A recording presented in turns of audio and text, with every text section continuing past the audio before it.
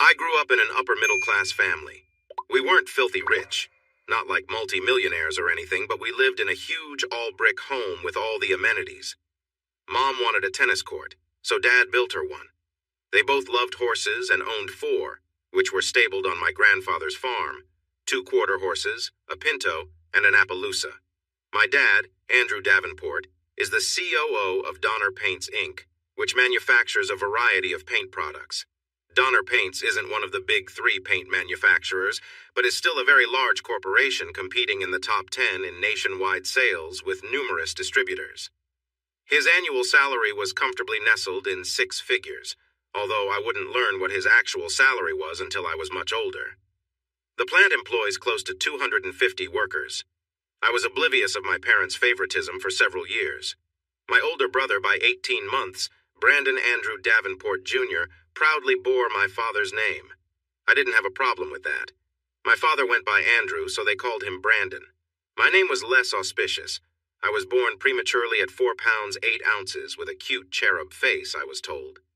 Mom argued that since my dad had named my brother, it was only fair that she name me. To keep the peace, he conceded. I wish he hadn't.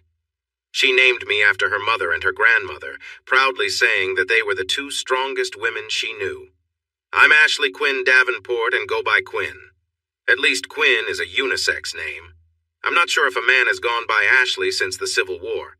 I remember seeing an Ashley as an important character in the movie Gone with the Wind and clung to that image to bolster my masculinity. By the time I was 4, Brandon's physical prominence was becoming glaringly apparent. He was stout, athletic, and very good-looking. I was diminutive comparatively, not only because I was younger.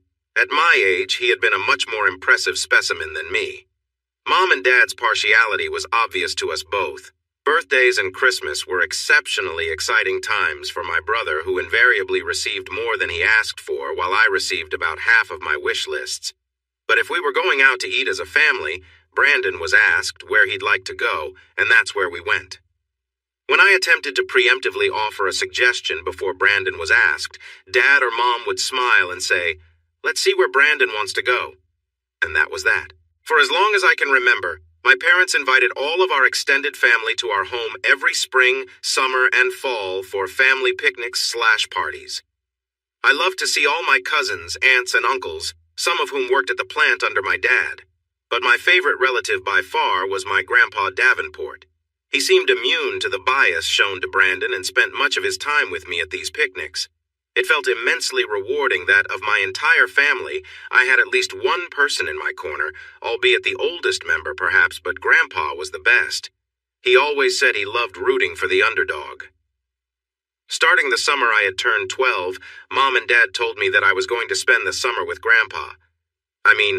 I loved my grandpa and all, but he lived on and worked a large 400-acre farm consisting of a variety of crops and animals. It was nice to visit for horseback riding and all, but after a while I'd soon be missing family activities, friends, and normal summertime fun. I wasn't given a choice, so I went. His farm was located in the country outside the city limits. Grandpa treated me like royalty. He catered to my every whim and made sure that I lacked for nothing. He let me drive his old beat-up farm truck anywhere I wanted on the farm, even though I was too young for a driver's license. The emergency brake hadn't worked for years. The cable was rusty. I once saw him press hard on it with both feet and it wouldn't budge. He said it didn't matter. After the first week, he introduced me to Juan Hernandez, who managed all the farmhands. I was slipped in with the other farmhands, doing whatever Juan asked me to do. Mostly I fed the pigs and other barnyard animals and mucked the stalls. The cattle were tended by others, being in a field a mile away from the barn. Juan was a nice enough man, but what I liked best was his daughter, Luisa Hernandez. She was 11, a year younger than me. She was the prettiest girl I had ever seen, so I tried to hang around her as much as I could. She helped me better understand and appreciate the way of life as a farmer. Once our chores were done, Luisa and I would often saddle up 2 horses and ride the farm boundaries together, checking the fences. We rode the quarter horses because of their easygoing temperament. Mine was the chestnut. We both looked forward to those rides when the weather was nice. For some reason, Luisa looked even better on a horse. We spent a lot of time brushing them down. Aside from horseback riding, Luisa was a runner. I was amazed at how that girl could run. For fun, she'd challenge me to foot races, and I never stood a chance. More than a few times, I'd follow her on horseback as she would hone her cross-country running skills. She reminded me of the character in the movie Chariots of Fire. She was a natural. On rainy days, I'd drive her around the farm in Grandpa's old farm truck for fun. In junior high school, Brandon played football and basketball. He had several growth spurts that put him at 6 feet by 8th grade. I had no interest in sports, but instead joined the chess club. Brandon was super popular, lettering in both sports. He mocked my chess trophy. I merely accepted that's what brothers do. What I lacked in physical prowess, I made up with wit and humor. I was quick with funny, self-deprecating remarks, and everyone seemed to enjoy my company. Brandon resented my growing popularity, but knew I'd never rise to his level, so he left me alone. Still, every summer, like clockwork, I was banished to Grandpa's farm. Don't get me wrong, I dearly loved him. He treated me more like a son than a grandson, but I wondered why Brandon never had to go to the farm. Life was never fair. High school was a whole new world. Brandon was now 6 feet 3 inches tall, with a muscled, robust body somewhere between Adonis and Hercules. His chiseled good looks drew the attention of every female within eyeshot. His strength made him the team captain. I must admit I was jealous of how well-liked Brandon was by the girls. He constantly dated but never had a steady girlfriend. He didn't need one. Nearly every girl in the school thought he was a dreamboat. During my junior year of high school, Jenny Creedmoor and I became fast friends working together on the yearbook committee. She was in on planning and design while I was one of 2 designated candid photographers. She was also a cheerleader. I was surprised to merit her attention in any way. I was barely average looking, unlike my brother. Unfortunately, my growth spurts never matched his. I topped out at 5 feet 6 inches. I was only an inch taller than Jenny, but still respectable. I'd seen Brandon as a senior ask many girls out casually, but I was sweating as I finally developed the nerve to ask Jenny out on a date. I nearly passed out when she said yes. After a couple of months, we were both smitten with each other. I asked her to go steady with me, to be my girl exclusively. She happily agreed as I slid my class ring on her finger. We frequently went out and talked often about our long-term future together. We agreed that after we both turned 18 during our senior year, we'd then give each other the gift of our virginity. At the end of that school year, my parents made a big production of Brandon's high school graduation. They wanted the whole family to attend his ceremony and honor his accomplishment, though he graduated with only a 2.4 GPA when he walked across the stage to accept his diploma.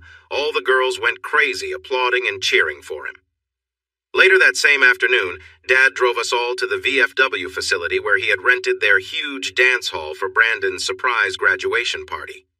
Every member of our large extended family was in attendance, along with about a dozen of Dad's close friends and co-workers from the plant. But what excited Brandon the most was the presence of 30 to 40 of his closest school chums, comprised mostly of girls. He was in 7th heaven. Dad had hired a live band for the event and had the entire celebration luxuriously catered with delectable food. Brandon received several congratulatory cards from those in attendance wishing him good luck for the future. Right after the evening buffet was served, Dad opened a garage door where everyone was herded outdoors. He proudly handed Brandon the keys to his graduation present and excitedly extolled its many features. It was a brand new Chevrolet Corvette Z06 with custom blue pearlescent paint. He touted it as the king of American performance cars. It sported 305-section Michelin Pilot Sport Cup 2R tires front and back. It had the optional carbon ceramic brake system and a 5.5-liter V8 670 GP engine with the quick shift, 8-speed dual-clutch transmission. This baby goes from 0 to 60 in 2.6 seconds. My brother was super elated to receive this gift. He immediately took my parents for a spin in it, but sternly informed me that I wasn't allowed to ever touch his new car. I was relieved.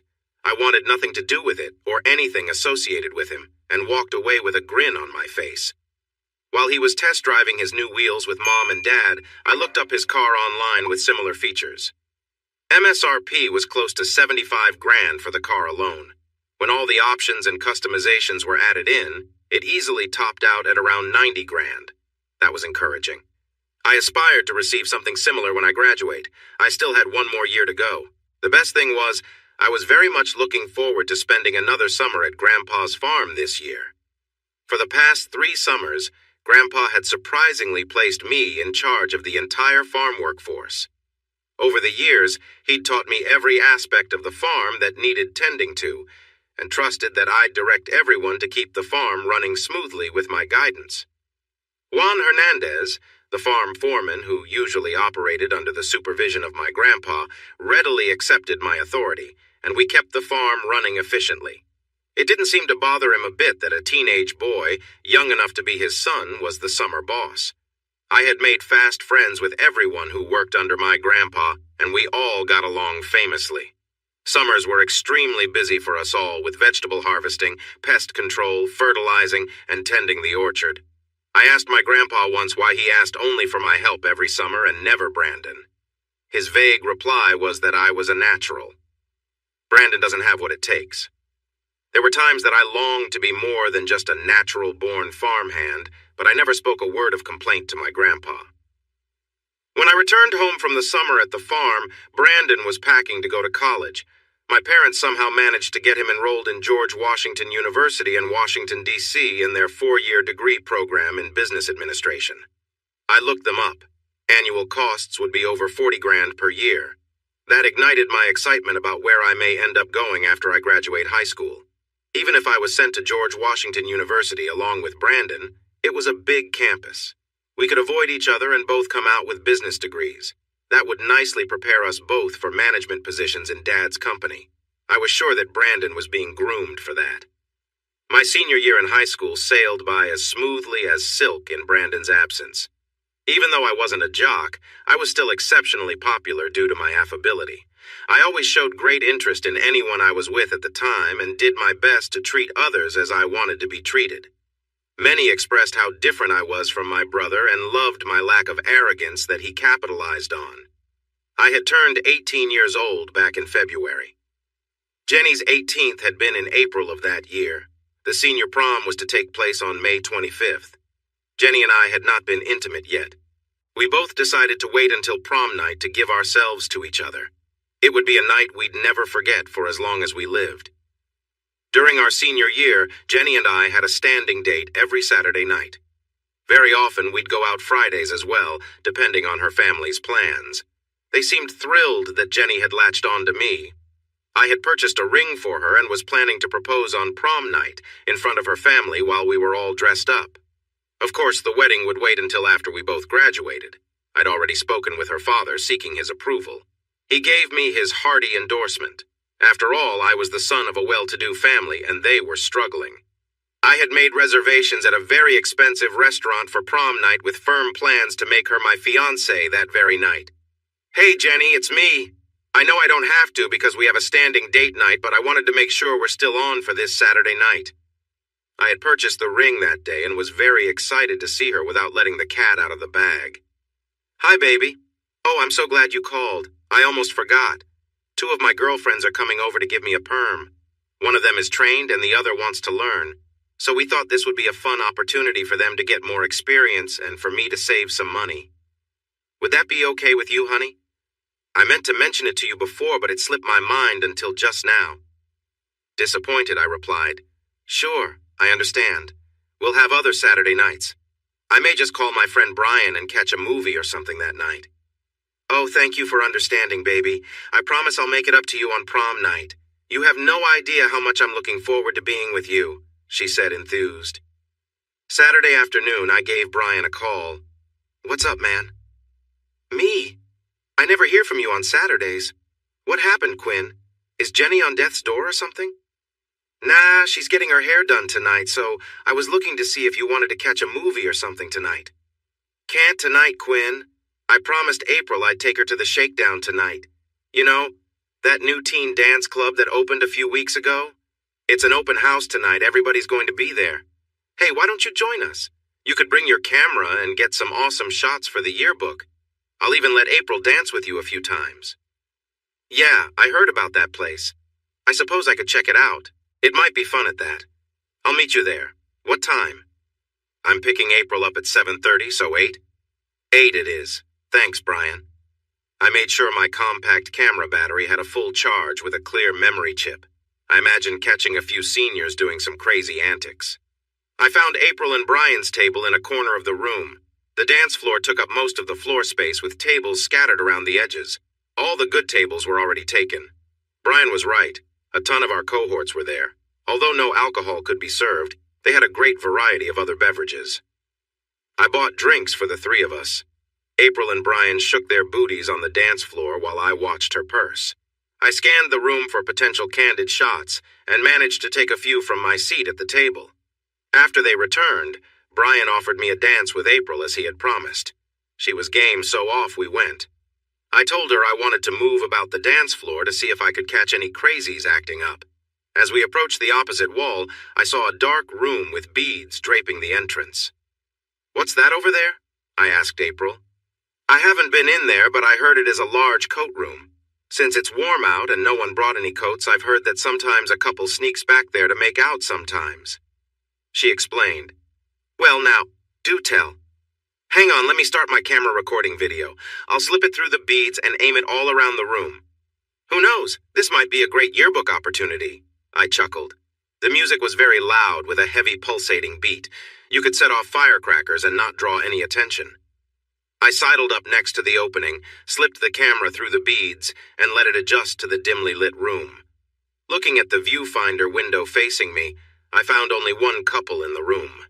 From outside the room, I couldn't make out who it was, but I aimed it at the couple and held it as steady as I could for about 60 seconds, then slowly retrieved the camera.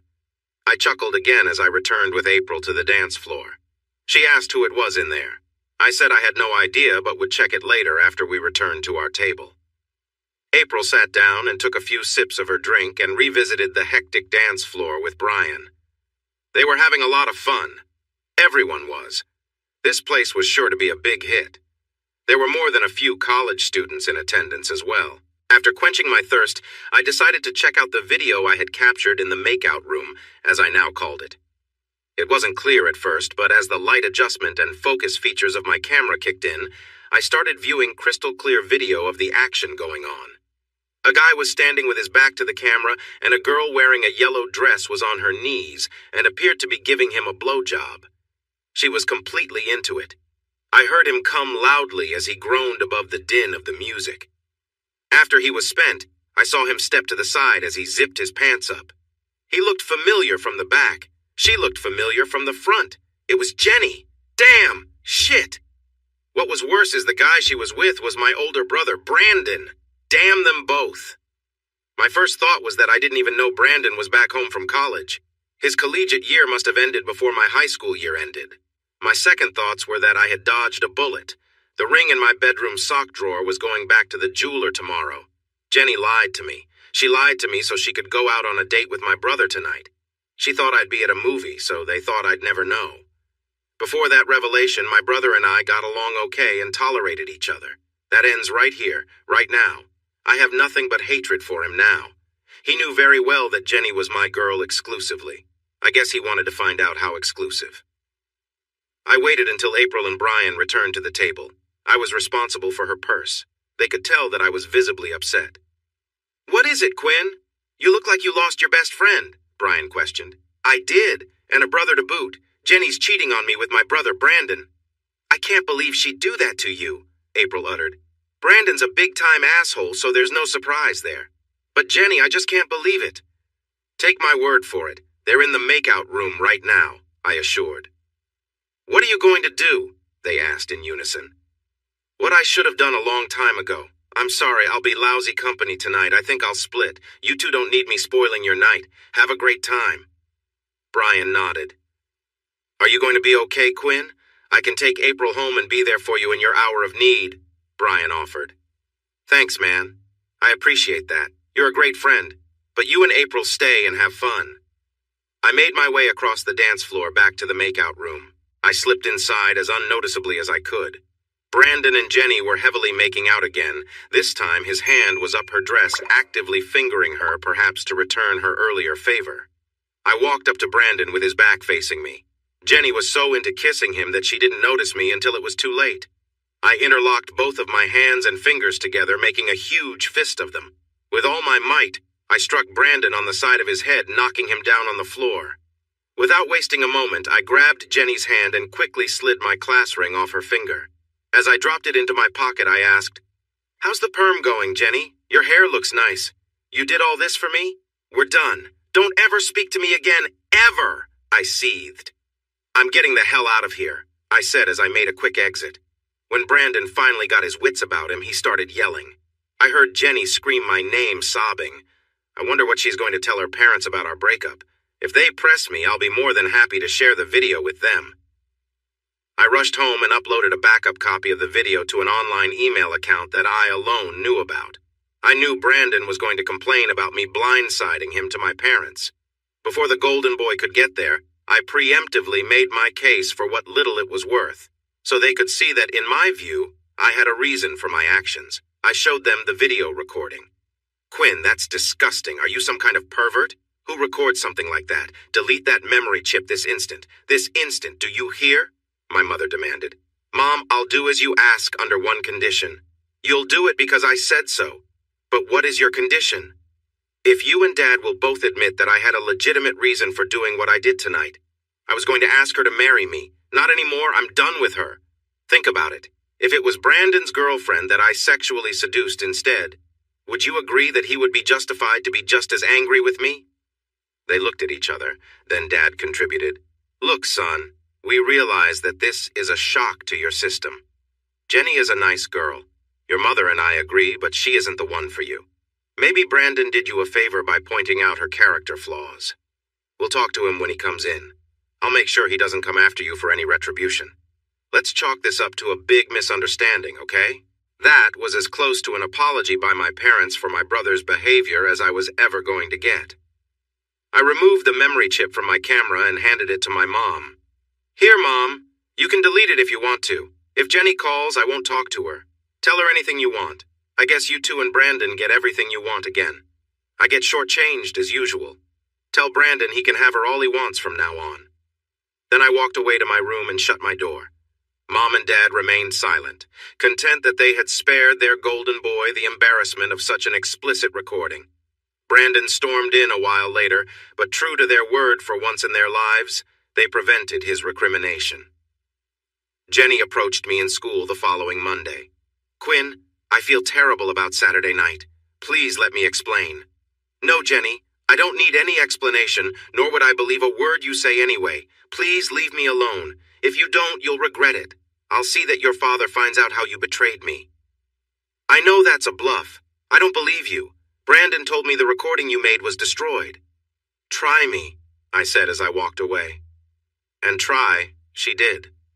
Her father called me 4 days later asking what happened between Jenny and me. She had told him I broke up with her for no reason except that someone was telling lies about her, indicating that she was unfaithful to me. She postulated that another girl may be trying to steal me away from her. I sent him a copy of the recording. I never heard from her or her family again. The last few days of school, Jenny was around, but thankfully, she avoided the crowd I hung out with. I tried to be the bigger person. Although I could have trashed her reputation, I didn't. When my friends asked why we broke up, I said only that we disagreed on some important issues and left it at that. I didn't want to destroy her. I just wanted her out of my life. I realized that for the first time in a long while, I no longer had a girlfriend. Louisa would have occupied that slot nicely, but that was not in the cards. I hung out with my friends. Many of us went to the Shakedown Club for a night of fun. I never lacked a dance partner. Other guys trusted me with their girls on the dance floor because they knew me to be a person of integrity. But when it came time for the senior prom, I decided to make lemonade out of a lemon. I received Juan's blessing to ask Louisa to be my date for the event, and we had the most incredible time together. As she matured, she had become a raven-haired version of beautiful athlete Paige Van Zandt. She was a vision of beauty that floated like an angel. She told me that her amazing dress was a gift from my grandpa. I made a mental note to thank him later. My high school graduation was only 10 days away. I finished my exams and did very well. I focused intently on my studies now that Jenny was no longer a distraction. My parents noticed that I was not speaking to my brother but didn't make an issue of it. I would avoid both Brandon's smirks and running into any of Jenny's friends over the summer. What I most looked forward to over the summer was seeing my BFF again. Although I had always been the perfect gentleman around Louisa, her father, Juan, came to me soon after I arrived after he noticed that we were hanging out a lot more together than usual. "Quinn, you're a fine young man with a good heart. My Louisa is the same, a great girl with a good heart. I wish it was otherwise, but the two of you are from different worlds. You come from wealth. My Louisa comes from this farm life, and it will always be so. Your family would never allow the two of you to be together. You have shared with me many times how they run roughshod over you and control your life. It is my job to protect Louisa. I do not want her heart broken. She really cares for you, maybe even loves you. I need you to keep your distance so she doesn't hope for a future that will never be. Will you help me protect her?" As sad as those words were for me to hear, I realized that they had a ring of truth to them. I acknowledged Juan's wisdom and told him I would do my best to honor his wishes.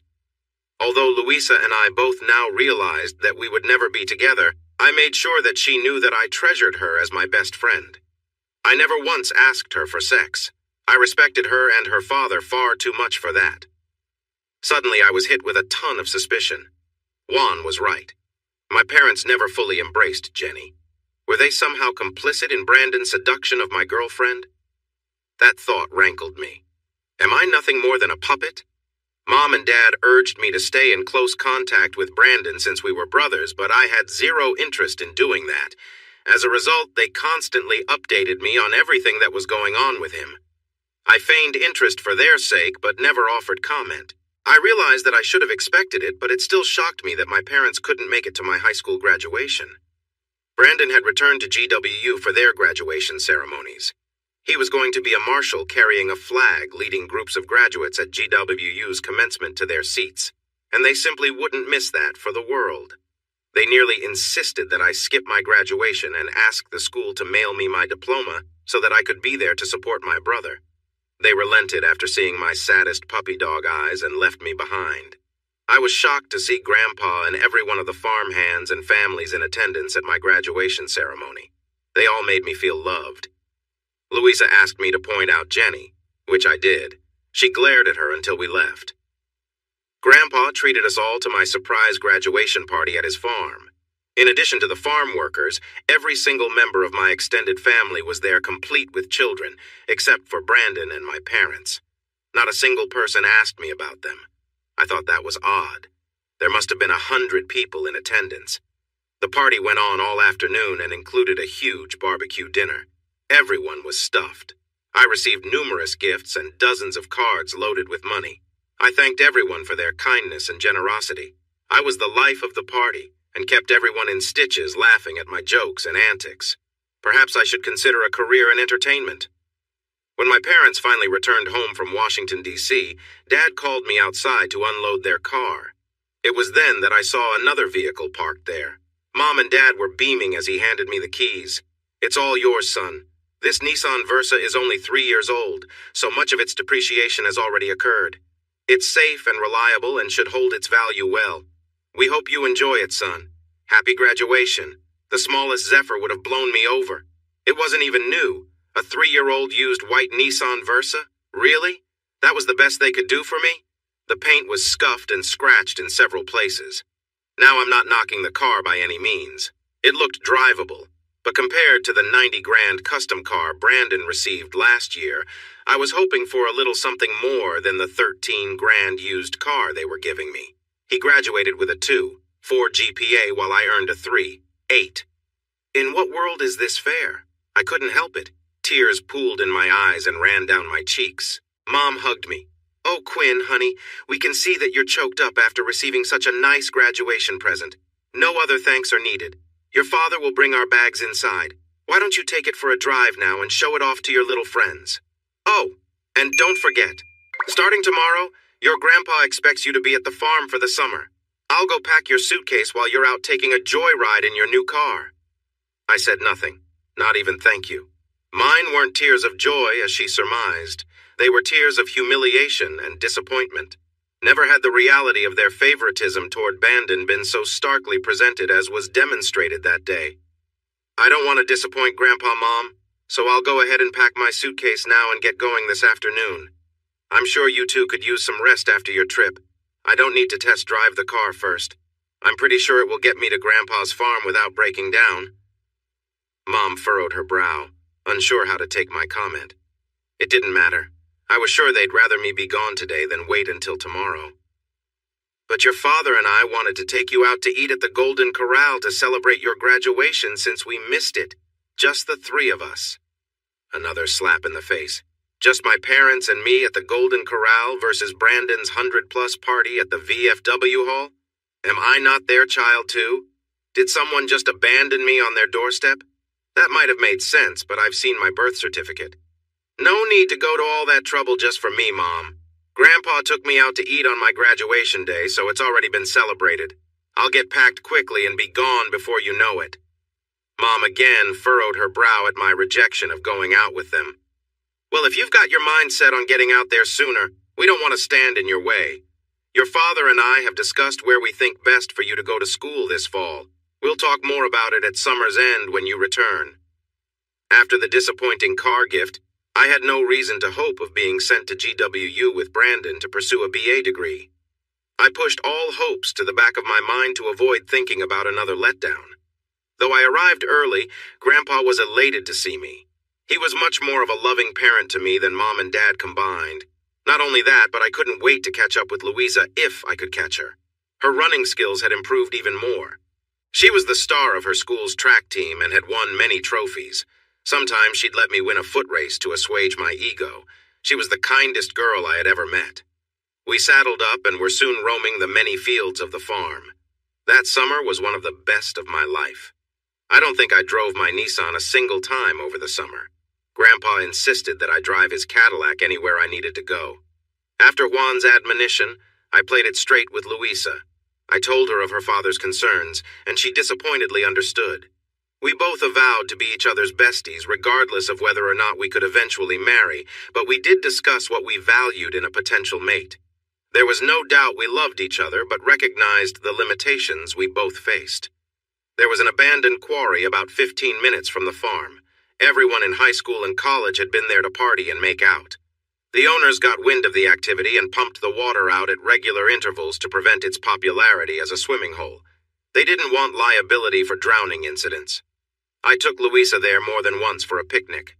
All of the farm hands worked their hearts out for me that summer. Grandpa asked me what I had said to them to motivate them to such an extent. Productivity on the farm had increased by nearly 20%.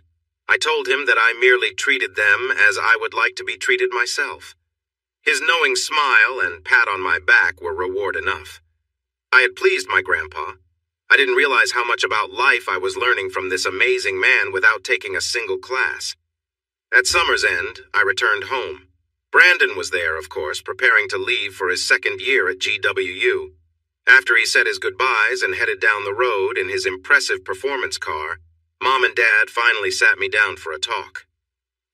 Quinn, your mother and I have given a lot of thought about your continuing education, my father began. You've expressed your desire to follow in your brother's footsteps and join him at GWU. Your mother and I fear that you may be setting your sights a bit too high, and think it best that you start off a bit simpler before jumping off the deep end. What do you mean, Dad? Didn't you see my report cards? I made much better grades than Brandon. There's no way I wouldn't be able to do as well, if not better than him at GWU. Quinn, don't you think it's a bit arrogant to point out the differences in your grades? You don't need to put your brother down to try to make yourself look better. It's not very becoming, and quite honestly, I'm disappointed that you even brought it up. There's much more to life than just making decent grades. Your brother has other qualities that will carry him far in life, qualities that you, quite frankly, don't possess. That's why he is where he is. Your mother and I have enrolled you in Grandview Community College. It's local, only 15 minutes from here, so you can drive to your classes every day and return home where you'll be safe and sound to do your homework. Community college? Really? That's the vision you and Mom have for me? They don't even offer 4-year degrees. The best they have to offer is 2-year associate degrees in a very limited range of programs. I hear they have a great 2-year associate degree program in sewing and fashion design. Is that what you had in mind for me? No need to get snippy with me, Quinn. They also have an excellent program for dental hygienists. What about that? Teeth cleaning? Your lofty career aspirations are for me as for me to clean teeth? Don't knock the school, Quinn. They offer a great starter program toward becoming a nurse. So you're saying you're allowing me the choice in what kind of feminine classes I can take? Mom and Dad looked at each other before he continued. People from all walks of life take those courses, Quinn, not just women. Look, we want nothing but the best for you. We'd prefer that you look seriously at becoming a dental hygienist, or even a nurse if you believe you manage it. We've established an account with Grandview that will cover any courses of study you may be interested in for the full 2 years. Here's a brochure for you to review. You might be surprised once you see everything they have to offer. My head was spinning. Like Brandon, my long-range plans are to come work for you at the plant, Dad. That's the only career I've ever contemplated, to be honest.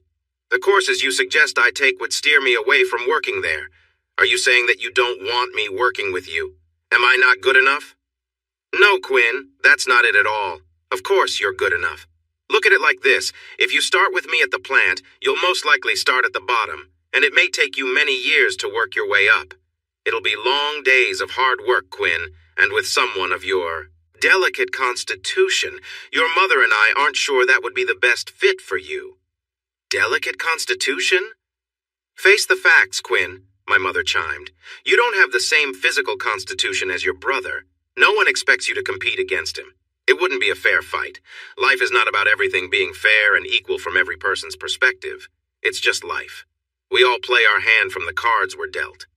Give Grandview a chance, please, sweetie. I silently walked away from them and shut my bedroom door to keep my head from exploding. So I'm just an inferior specimen to them, huh? At least I'm clear about where I stand in their eyes. I did look through the brochure to see if there was any program at all that might interest me.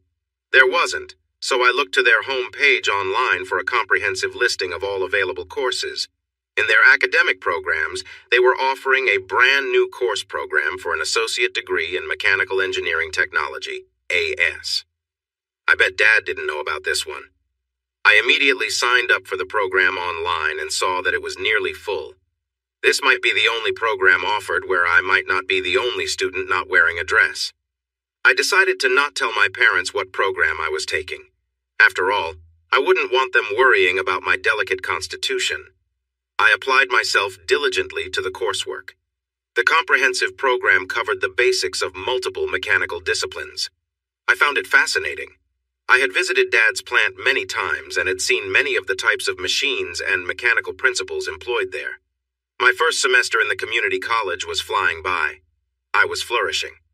Even the atmosphere at home was much better for me with Brandon's absence. About halfway through my first year, I was seated in the cafeteria having lunch with about 20 friends. I was very gregarious and made friends easily. We were often asked to be quieter because of the constant laughter erupting from our group. I still wasn't dating other than the group date forays we often took together. Grandview's enrollment was 80% female and our group was representative. Suddenly in walked a gorgeous woman, and she seemed to be heading my way. She stopped, standing right between my chair and Kelly's, who was one of the sweetest girls in our group. Excuse me, everyone here seems to be having the best time, so this seems to be the place to be. Would you mind terribly if I joined your group? I don't know many people here yet and would love to make new friends. Her voice was that of an angel. To me, she appeared to be a golden blonde version of pop superstar Selena Gomez. She was adorably cute and beautiful at the same time. Her infectious manner immediately drew everyone in, including me. Sure, Kelly replied. There's always room for one more. Quinn, why don't you scoot over just a bit and I'll do the same.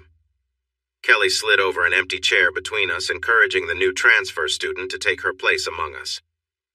Why, thank you so much. I'm Faye Dunham. I'm usually nervous about making new friends, but somehow I managed the courage to ask if I could join you. And that's how Faye Dunham effortlessly wandered into my life. Everyone else in the group loved her personality. She had a knack for asking just the right questions, proving her interest in others, and was immediately adopted. Even though Faye was enrolled in the dental hygienist program, she became ubiquitous after that first cafeteria meeting.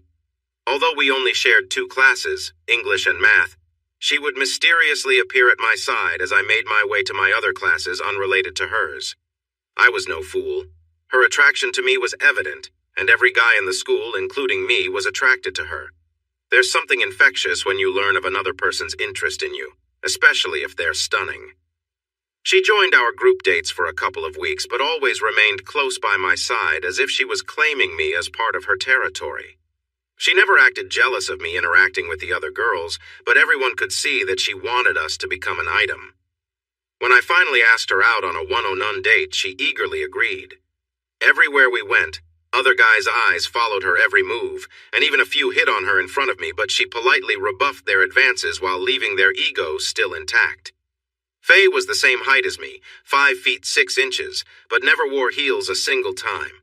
It was as if she instinctively considered my self-esteem as a man. There were many feminist ladies peppered throughout the campus that didn't share her view on traditional relationships. That never bothered Faye. She was always comfortable in her own skin, and what beautiful skin it was, too. At times I wondered why she showed such interest in me, but didn't want to look a gift horse in the mouth. My parents adored her. For some reason, the fact that she was not from money was not the issue it had been with Jenny. It was perplexing, but I long since abandoned any hope of ever figuring my parents out. I aced all of my exams and was on the dean's list the entire school year. When summer came, Grandpa, once again, requested my assistance. I realized that this may be the last year that I would be able to help him over the summer, as once I graduated next year, I would be going to work full-time and no longer have the freedom my youth afforded me. However, every weekend I took Faye out on a date.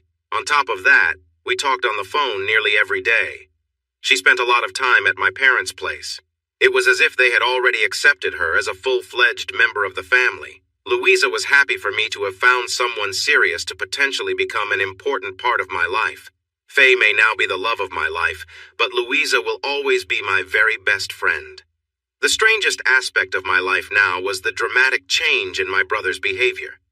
Upon his return for the summer, he made a huge gesture, giving me a sincere and contrite apology for how he had treated me over the years. Something must have happened at college because he seemed to be a changed man. It was as if the seed of hope was breaking through the soil and into the light. Faye and I double-dated with Brandon and his flavor of the week a few times. He was always congenial and respectful toward me.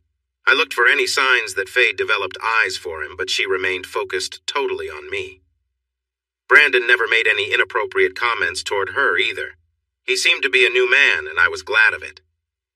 Brian and April tied the knot that summer, and he asked me to be his groomsman. Faye went as my +1. Although I didn't ask, April offered that Jenny was going to an out-of-state university, so I didn't expect to run into her, nor did I care to. Let sleeping dogs lie. At summer's end, Brandon returned to GWU and me to GCC. We'd buried the hatchet. I looked forward to absorbing as much as I could glean from the coursework. I remained on the dean's list again throughout the year, and was inducted into the National Honor Society. Faye was my constant companion on campus every chance she could work it out. Between Christmas and New Year's, I popped the question, and she enthusiastically agreed to be my wife. We discovered that we were as sexually compatible as a couple could be. It was as if we were born to ring each other's bells. We agreed upon a mid-July wedding. When my graduation day rolled around, Brandon was still taking his exams, so he was unable to attend. But Mom and Dad, as well as Grandpa and his whole contingent, were there to cheer me on. I was tickled pink to have achieved that milestone. Grandpa insisted on holding my graduation celebration at his farm once again, and it was very well attended. It was a happy time in my life. I pulled Dad aside and talked with him a bit about starting work at the paint plant. I was looking forward to making my mark on the world. Quinn, I'm still unsure if working there is the best thing for your long-term future, but I won't stand in your way. If you're certain that's what you want to do, I'll speak to the department heads this week and see where the greatest need is that you may be a good fit for. Well, since I have this degree in mechanical engineering now. Associate degree, my father corrected. Yes, since I have this associate degree in mechanical engineering and I graduated with honors as everyone could see, I'm anxious to put my new skills to work and help you with the business any way I can. Okay, Quinn. I'm disappointed that you have set your sights on work that you may not be suited for. But if that's what you truly want, I'll let you know what your options are with Donner Paints so you can make an informed decision. I promise you won't be sorry, Dad. You'll see. A week later, Dad and Mom came into my room with the information I'd asked for. Mom began, "Sweetie, is there nothing we can say to get you to change your mind about working at the plant? Your dad tells me that it's awfully hard and monotonous work. You could get hurt easily, and your father and I would never forgive ourselves if something bad happened to you while trying to fit in where you don't belong." "I'm sure, Mom. If I ever change my mind, I'll let you know. But for now, there's nowhere else I'd rather be than working alongside my family." Dad advised, "Quinn, I think you're crazy for even considering working for Donner Paints. I've got a bet with your mother that you won't even last a year there. You'll have to start at the bottom and work your way up. I can't allow anyone to think that you get special treatment or privileges just because you're related to me. If anything, it will be harder for you because of our relationship. There are 10 positions you'll need to work through to even get a crack at any kind of management job. You'll work approximately 16 to 18 months in each one before moving on to the next. Your starting wage will be $15, 00 per hour. At each move up the ladder, your pay will increase by $1 per hour. You will start loading labels into the machine working on the conveyor line. The labels are automatically applied to the paint cans as they come off the line. Your job will be to make sure the line never shuts down because you can't keep up. It saddened me that my 2-year degree didn't afford me a better starting opportunity, but I asked for this, so I needed to buckle down and jump in with both feet without complaint. "Fine," I agreed as I shook Dad's hand, sealing the deal. "I'll be there bright and early Monday morning to get started." "Instead of jumping in so soon, why don't you wait until after returning from your honeymoon after the wedding? It wouldn't look good for you to ask off so soon after starting work." "That makes perfect sense. Thanks, Dad and Mom." The wedding went off without a hitch. Faye's parents couldn't afford the full expense of the wedding she wanted.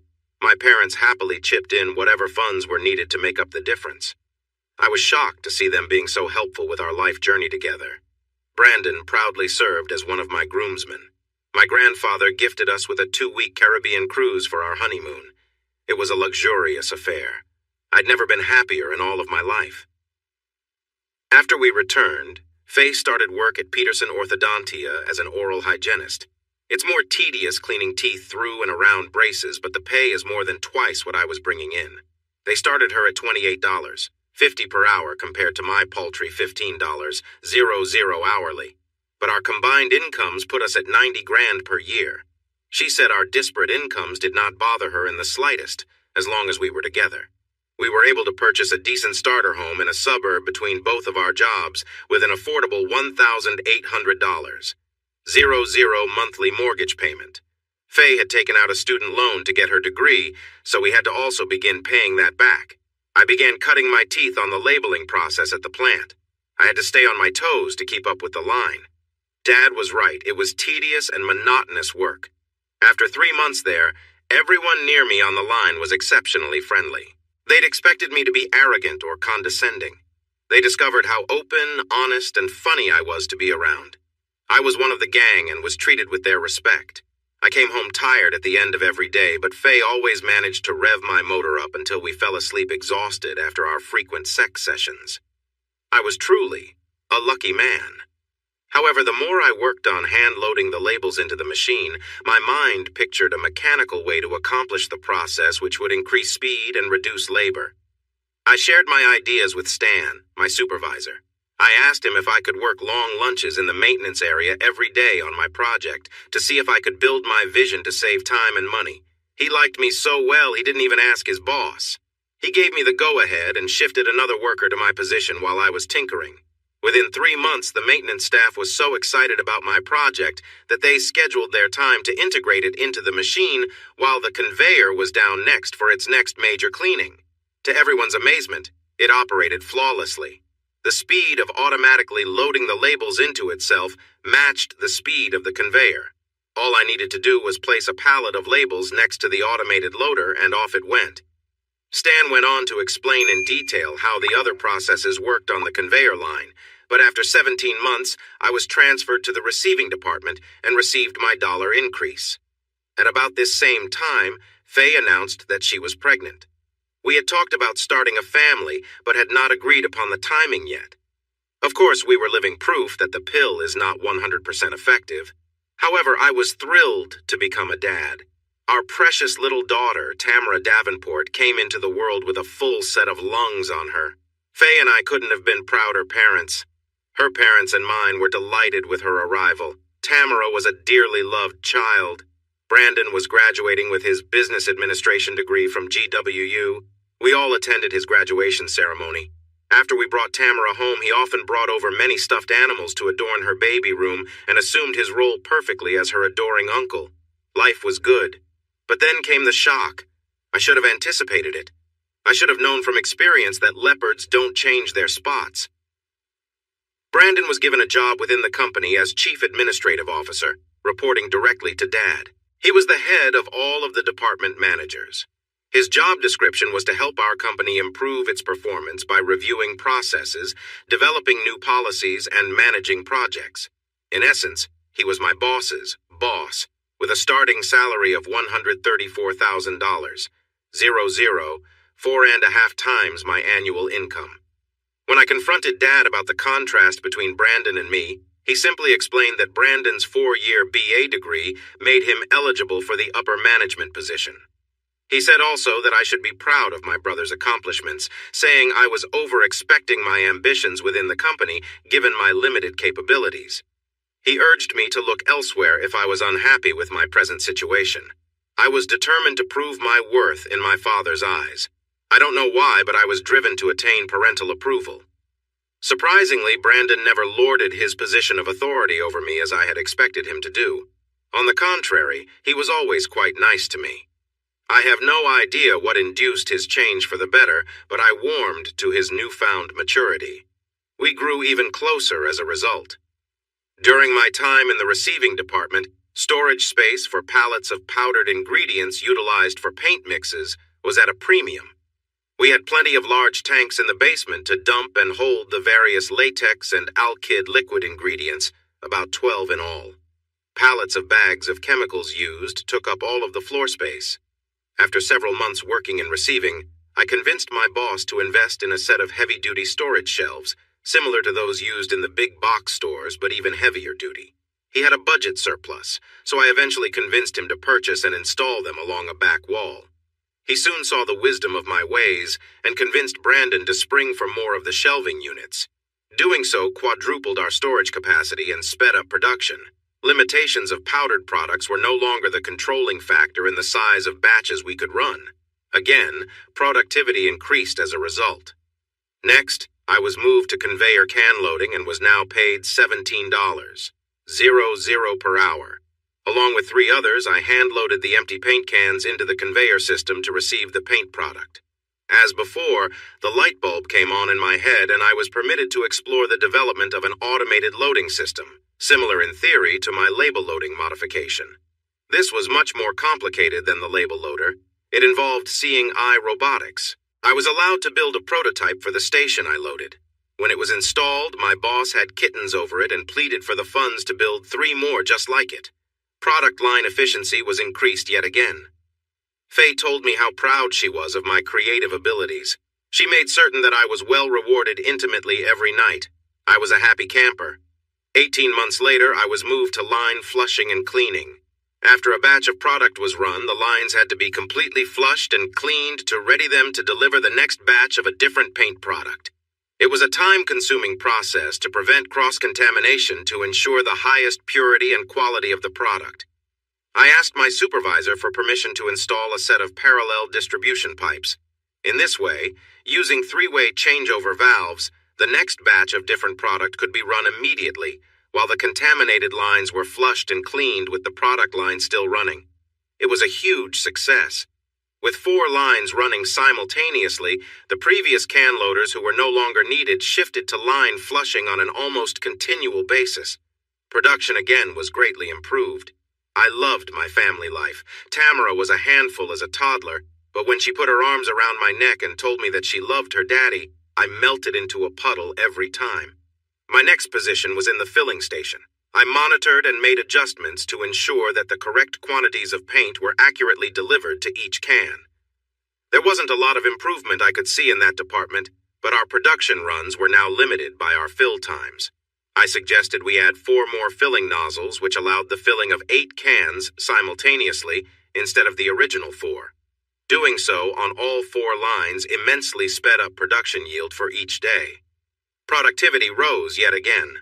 As always, I loved working with each group and made fast friends at every station. Similar results were achieved in my positions in the mixing department, lab sample testing of raw materials and paint product quality, the maintenance department, and as a forklift operator in the shipping department. I was now earning $23.00 per hour, but over the same period, Faye's wages had also increased from $28.50 to $35.00 now. She was doing very well there and was still the primary breadwinner of our family. Tamara was now 13 years old and had me wrapped around her little finger. The only tiffs Faye and I had about money was the exorbitant amount she spent on clothing. Even though she wore scrubs over her clothes in the orthodontia office, she always purchased very expensive dresses and clothing to wear to work.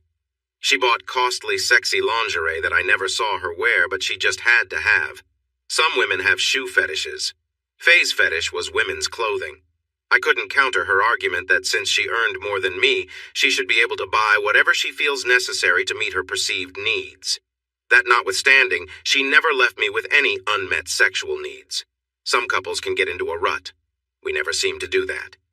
She was a tigress in bed. A year later, I was transferred to warehouse product distribution trucking, basically. Our plant was located within an older industrial development, and there was no room for expansion. Years ago, 3 additional large warehouse spaces had been purchased in different parts of the county, beyond city limits to avoid city property taxes. I was paid to train for and secure my commercial driver's license credentials. I would make daily runs back and forth between the plant shipping department and directed warehouse locations for the particular product I was ferrying. The paint products would then be redirected all over the country to our various vendors. We'd recently celebrated Tamara's 14th birthday, and she had a slumber party to celebrate it. Needless to say, with a house full of teenage girls, we received very little sleep that night. I had just completed a full load run from the plant to the warehouse and dropped off the trailer to be unloaded as their time permitted. I was on my way back to the plant without a trailer when the truck engine bogged down and quit on me. It refused to restart. It was an older model, and I believed it to be a transmission failure. My boss called a towing service to haul the truck to the service center that we normally use. He sent a runner to drive me back to the plant. Since it was nearly lunchtime and I had no truck to continue driving, he told me to take the remainder of the day off with pay. Not needing to be told twice, I jumped in my car and headed home, figuring I'd make myself a bite of lunch, relax, and wait for my girls to come home to me. Our modest home has no garage, but it does have a decent-sized carport. I was puzzled to see 2 vehicles in my driveway. One belonged to my wife and the other to my brother, Brandon. I thought that perhaps he was dropping something else off at the house for Tamara, because he was always dropping by to give her things. But in the middle of a weekday, I entered my home expecting to find them in my living room or kitchen, which were near the entrance, but found no one. Rather than call out to them, I instinctively performed a quiet search due to my befuddlement. As I approached the master bedroom, I could hear the obvious sounds of intense orgasmic release from an enthusiastic amorous couple. The bedroom door was not quite closed. I could see in, but didn't think they could see me through the crack. My wife, Faye, and my brother were finishing up having sex in my bed. In hindsight, I wish I had thought to record the encounter on my cell phone, but I was so distraught and upset upon discovering this, my mind nearly went numb. This was reminiscent of him and Jenny years earlier. As many couples do after experiencing such a passionate release, they rested there on the bed and began small talk. Emotionally, I felt gutted, but my brain wanted to hear anything that was said for clues as to why this was going on behind my back. I knew that Brandon was a snake, but Faye's betrayal cut me to the quick. The 2 naked bodies were still catching their breath as my brother spoke first. I know I agreed to this, but I'm getting tired of sneaking around every time we get together to have sex. How many times have you told me you love me more than him? Don't you love me enough to leave him and marry me? Yes, of course I love you more, silly. And his dinky penis doesn't hold a candle to your big woman-pleasing wand. You have no idea how many orgasms I've faked for him, but a deal's a deal and we both made a deal and we need to stick to it. My loving wife cooed. I know, but how long do we have left? I have a huge house for us with every amenity.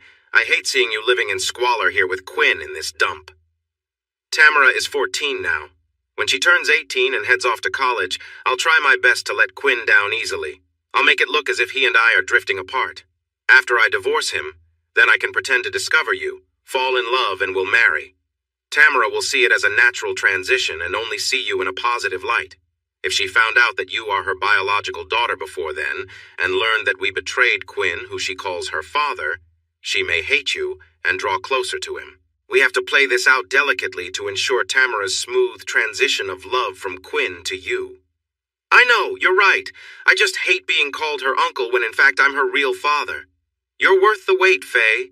I would have married a lesser woman long ago had I not had your love and the promise of you becoming my legal wife. Spiritually, we've always been married, but I want that piece of paper that confirms it legally. And you'll have it, sweetheart.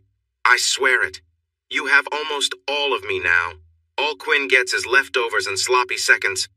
I could bear it no more. Rage filled me to overflowing. I was ready to go in there and kill them both. But then I remembered Tamara. She may not be my biological daughter, but I'm the only father she's known since birth. If I killed or even hurt them, I'd go to jail and Tamara will have lost both parents. I decided to act later when I had a cooler head. I silently backtracked to my car, left to get some lunch, and gather my thoughts. As angry as I was, tears still escaped my eyes. This was way worse than Jenny. Tamara isn't my flesh and blood daughter. No wonder he played the loving uncle. He was ingratiating himself in her life, readying her for the transition. I was about to upset their precious timetable. I threw my lunch away because I couldn't eat, even though I knew I needed to. Although I didn't want to embroil my grandpa in my family drama, he was the only one whose advice I could trust. I called and told him that Faye and I no longer wanted the same things from marriage and that we'd soon be parting ways. I asked him for a reference for a good divorce attorney without asking me any more questions for the time being. He expressed his sincere sorrow for my situation, thought for a moment, put me on hold to make a call, and connected me via a conference call with Mr. Henry Lockwood of Lockwood & Sons. They were a prestigious law firm in the city. Mr. Lockwood assured me that he would personally handle my case and represent me to the best of his ability. We made an appointment for the next day at noon. Upon Grandpa's advice, my next stop was the bank. I immediately withdrew half of the cash from both our checking and savings accounts and had my name removed from all joint accounts. The bank wanted me to open another account. I just wanted the cash for now. We had 4 credit cards, 1 in each of our names and 2 in both names. I canceled the 2 in both names after paying off a small balance that was on one of them. I returned home at my regular time. Faye was already preparing supper for the 3 of us. I went straight to Tamara's room where she was doing her homework. I gave her a loving, reassuring hug and spent my time helping her finish. She was now the only bright spot in my life. After I took a shower and changed, Faye asked me why I seemed so jittery and upset. I explained that my truck had broken down earlier, leaving me stranded for a good while before things got sorted out. I didn't want to have any confrontation with Tamara present. She seemed to accept that excuse. At bedtime that night, she made no move for sex, and I was relieved. I would never touch her intimately again. When she said, "I love you," as we laid down to sleep, I merely replied, "Good night." The next 2 nights, Faye tried to initiate sex. I said that I wasn't in the mood. She tried vigilantly to engage me in conversation about what was wrong. I merely acted despondent, which was a valid emotion. I offered no further clarification. Whether she suspected I knew something or not was immaterial. She dressed seductively. I ignored her, something I had never done before, not once. I took that Friday off from work. I left home early, giving the appearance of going to work, but returned after Faye left for her job. My first task was to change the entry locks to the house to prevent any unwanted incursions. I suspected she had given my asshole brother a key. Next, I quickly dumped all of Faye's clothing, toiletries, and personal belongings into large garbage bags and arranged them neatly outdoors on the carport.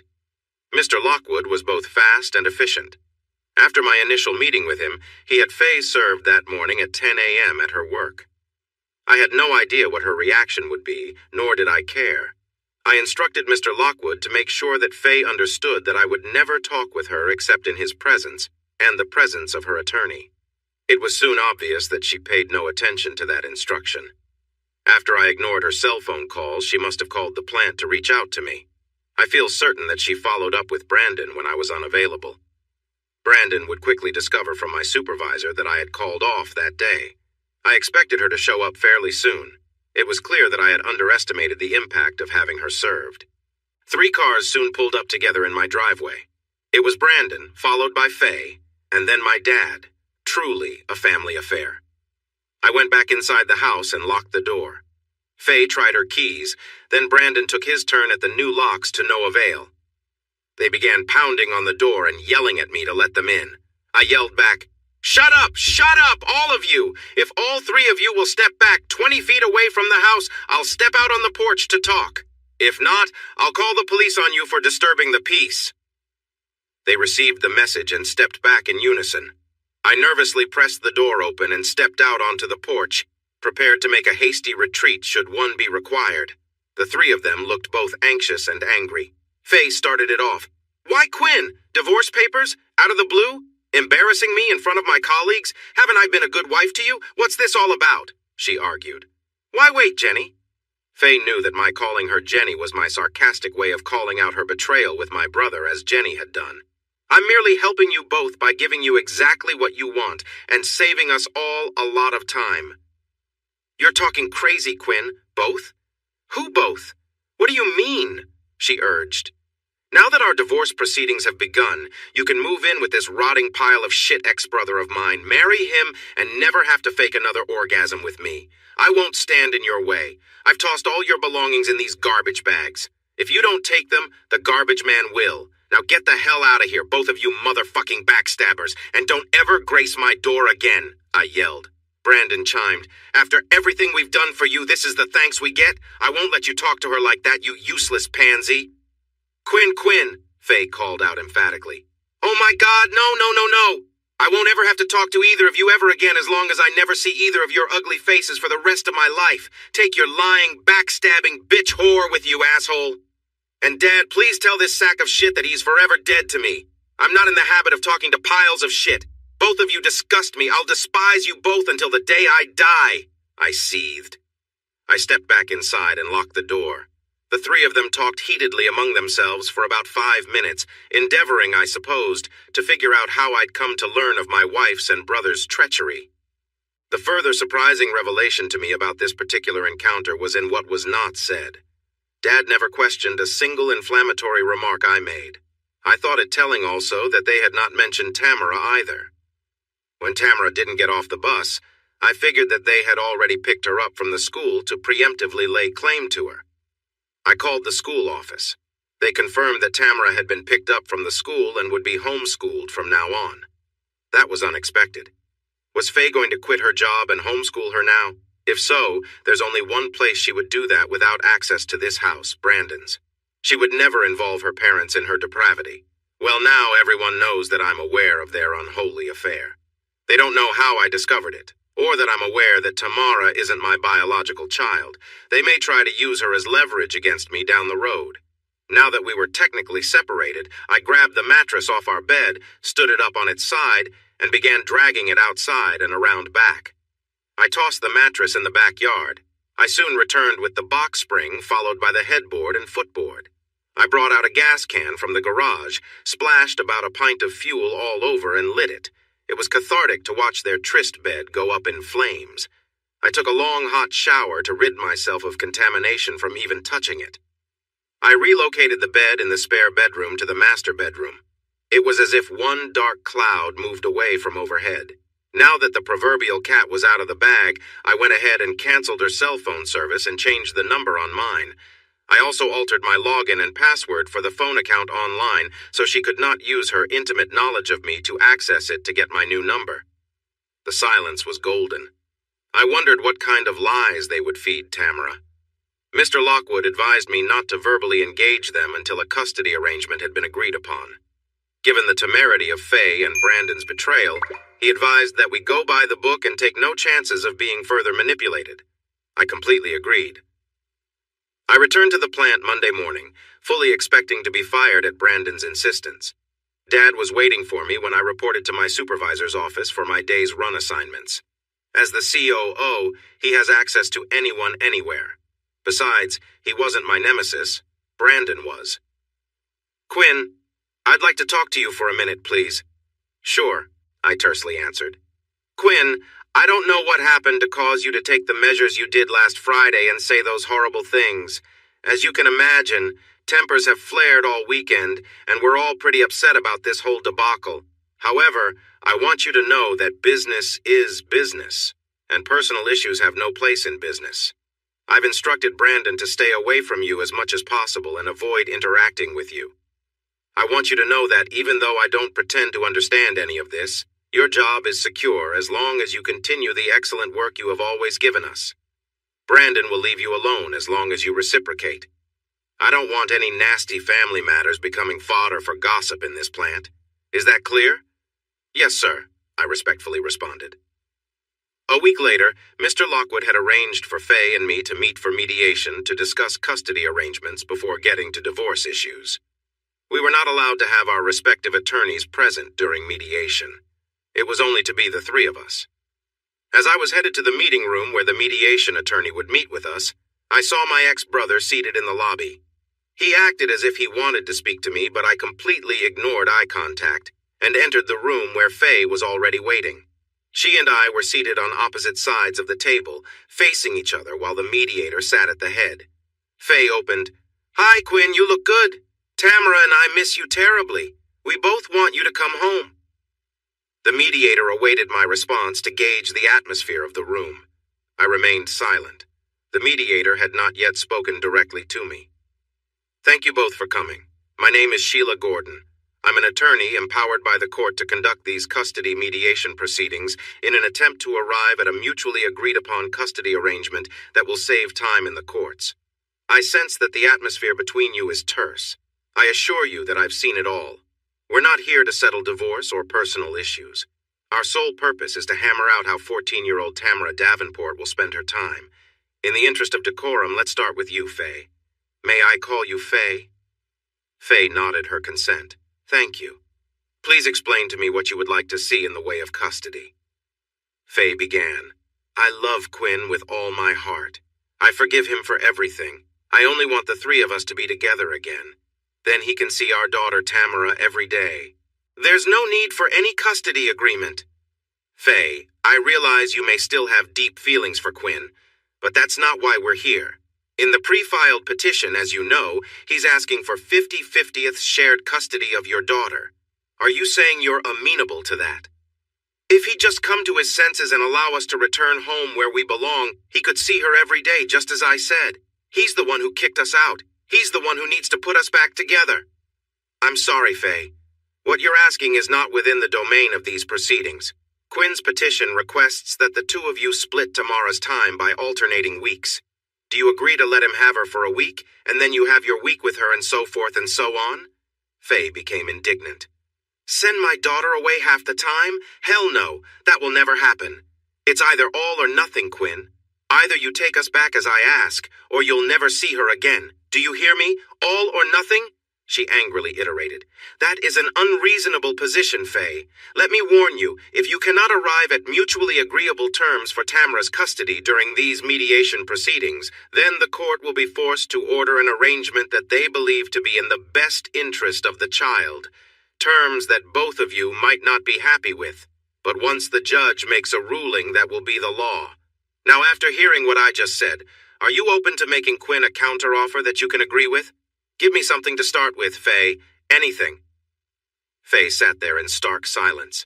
Sensing the impasse, Sheila commanded, "Here are legal notices I am serving you both.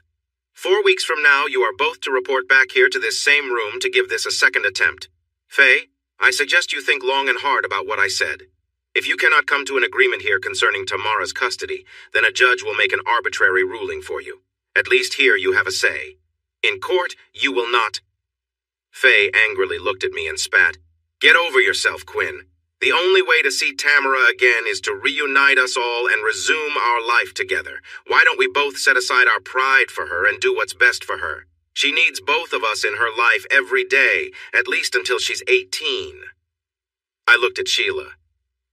Miss Gordon, isn't it customary that ladies go first? Please have her leave and I'll wait for 10 minutes to avoid further confrontation. I must say, Quinn, I wish all of my clients were as poised as you. Yes, Faye. Please leave now. Quinn will wait here with me for 10 minutes as a deputy escorts you to your car to leave the premises. There will be no ambushes, not on my watch. Fine. Be an asshole. You never had it so good before me, and you never will again. Think about that. Faye finally turned and left in a huff. The next day, Mr. Lockwood informed me of mandatory marriage counseling sessions mandated by the court. He indicated that Faye had the backing of a very high-powered attorney with strong connections to many judges. He suspected some palm greasing was going on, but could never prove it. He was unable to reduce the number of mandated sessions, 10 total, twice per week. But he did manage to wrangle us into choosing the counselor. He gave me the name of one he trusts to be fair, which was the best he could do. I was to report to the counselor tomorrow at 6 p.m. He warned me not to become belligerent, but not overly cooperative either. Now I have an idea of how a tightrope walker must feel. Brandon was again waiting in the lobby upon my arrival. He stood and acted as if he wanted to say something to me. When I again ignored him, he wisely remained mute. I have no idea why he would support Faye reconciling with me. It was baffling, to say the least. I sat as far away from Faye as possible, much to her chagrin. She tearfully pleaded her case. Her undying love for me would never be extinguished. Yada, yada, yada. She begged me to tell her what I think I know and how I found out. So I calmly recounted the whole sordid story, sparing no intimate detail. She was sobbing uncontrollably as I exited our first session. Brandon rushed to her side when he heard her cries of anguish as I left. Why? Why in the world would my rejection pain her so much when she obviously loves the asshole more? Nothing she says or does makes any sense. In all of the subsequent counseling sessions, Faye demanded physical proof of my accusations. Aside from the fact that I was an eye-ear witness, she touted my lack of audio-video recorded evidence to support my purported accusations as mere jealous speculation, an overactive imagination, or even nightmares. When I suggested that Tamara be DNA tested to determine her biological parentage, she said I was crazy and only wanted to hurt our innocent child, making her a pawn by my unfounded allegations. Needless to say, neither of us made any headway, and the counseling sessions were an abject failure. With the counseling sessions behind us, my main focus returned to Tamara. Our second and third custody mediations fared no better. All 3 attempts to break Faye's blockade proved unsuccessful.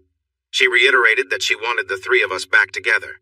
That was the only way she'd ever allow me to see my daughter again. For some reason, she believed I would buckle and live with her contemptible betrayal as a trade-off to be allowed to see Tamara regularly. I will never live with Faye again, no matter the cost. I have no idea why she still suggests reuniting. The only thing that made any sense at all was that she might be thinking reconciliation would be best for Tamara's benefit, certainly not Faye's or mine. Out of the blue, Faye handed me a manila envelope containing a legal quitclaim to her portion of the house and all furnishings, as well as all jointly held cash assets. She claimed it to be proof of her sincerity, hoping it would move me toward reconciliation. It did not. Finally, Sheila, our mediator, submitted her opinion to the judge on Davenport versus Davenport custody dispute. My attorney, Mr. Lockwood, submitted a brief on my behalf in tandem with Sheila's recommendation. Faye was ordered by the court to arrange to drop off Tamara at my home every other weekend as an interim measure until the docketed court case was decided by a judge for a permanent custody arrangement until Tamara turned 18. I was happy to have received even this small amount of time with her and looked forward to our first weekend together.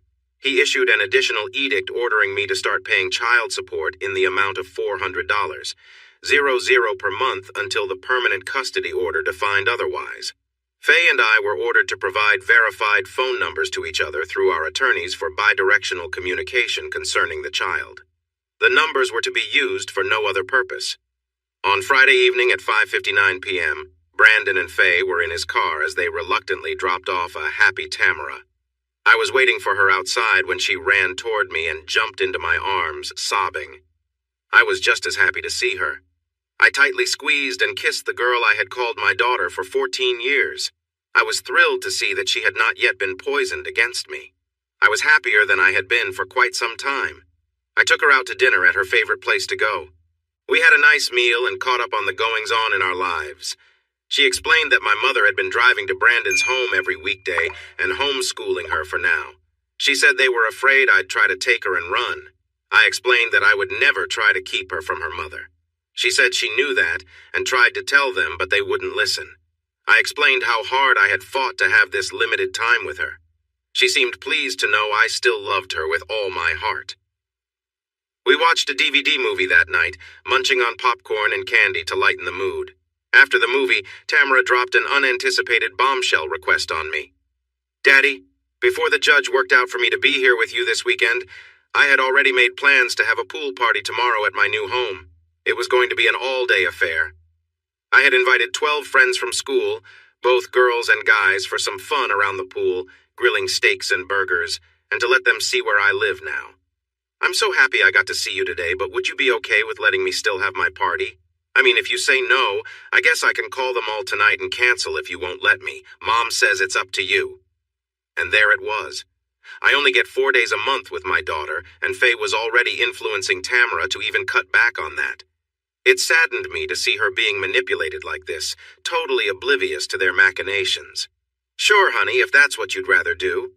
I was hoping to spend the day with you tomorrow, just you and me, but if you had already planned this in advance—" "Oh, thank you, Daddy, you're the best," she said as she hugged my neck. "I knew you'd understand. I'll call Mom to pick me up in the morning at 8. As expected, late Saturday night during her party, I received a call from Tamara. "Daddy, the party is still in full swing. We've been having a blast. I really don't want to leave them high and dry. We may swim until midnight. This pool is so cool at night with the fancy lights and all. Is it okay if I sleep here tonight rather than driving way over there in the middle of the night just to sleep?" "Sure, sweetheart, I understand. Have fun." And I ended the call without waiting to hear her gleeful response. I don't think she cared. Why do I always get my hopes up only to have them dashed time and time again? I must be a glutton for emotional punishment.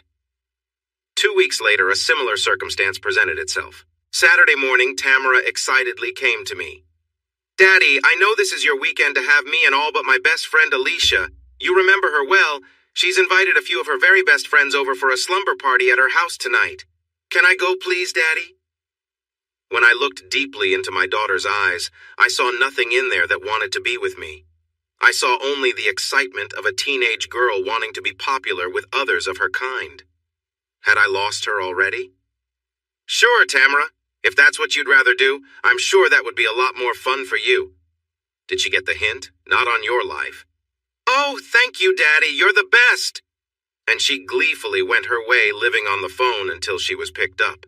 That was the last I saw of her that weekend. 2 weeks later, I was induced to abandon all hope. "It's good to see you again, Uncle Quinn.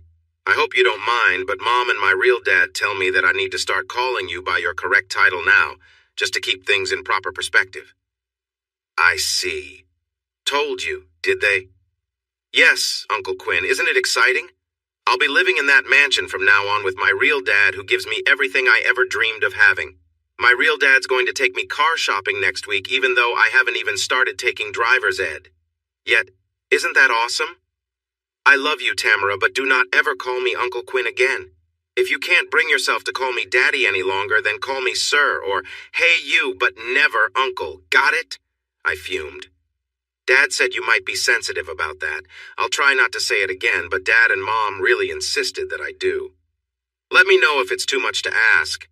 I don't want to place an unbearable burden on you," I said sarcastically. She felt the sting of my response and just walked away. A few minutes later, I overheard her talking on her phone. Her door was cracked, so I stood near the opening to hear what I could. "Yes, Mom. I called him Uncle Quinn just like you told me to. No, he didn't like it one bit. No, he didn't curse or call you or Dad any names. He just told me never to call him that again.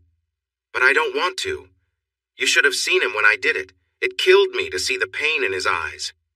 Yes, ma'am, I understand. No, I don't want to be grounded. Okay, already, I'll do it, I swear. I'll call him Uncle Quinn every time I speak to him. But you promise? Really promise? You'll take me and Alicia shopping at the mall and I can have anything I want? Okay, Mom. I'll do it. I walked away in silence as tears washed down my cheeks. The only ray of sunshine I had left in the world had been taken from me. They bought her. I'd hoped that she knew better than to fall for what they were doing. I could never compete with his money. Tamara, my only child, was lost to me. They won. I give up.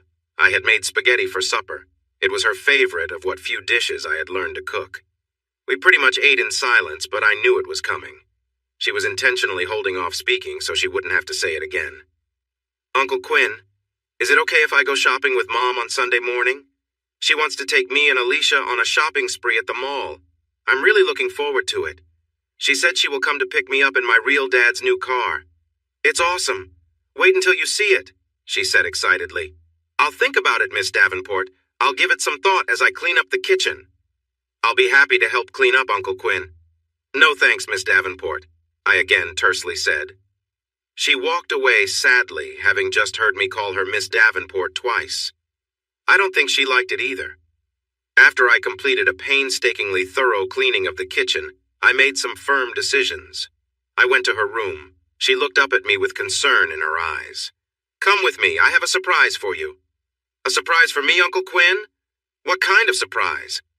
Let's go for a ride, Miss Davenport, and you'll see. We jumped in my car and headed out. Neither of us said a single word during the drive. I think she wanted to avoid calling me Uncle again, nor did she wish me to refer to her as Miss. After a 20-minute drive, we arrived at our destination. But this is my real dad's house, where Mom and I live now. Why are we here, Uncle Quinn? Because I don't want to stand in the way of your joy and happiness. I know you are looking forward to going shopping with your mom so much. I thought I'd give you the present of more time with her. I hope you have a wonderful weekend of blissful shopping, Tamara. Never forget, I love you, I said as I kissed her forehead. Now go on, go get an early start on your shopping. Her expression vacillated between a smile and a frown.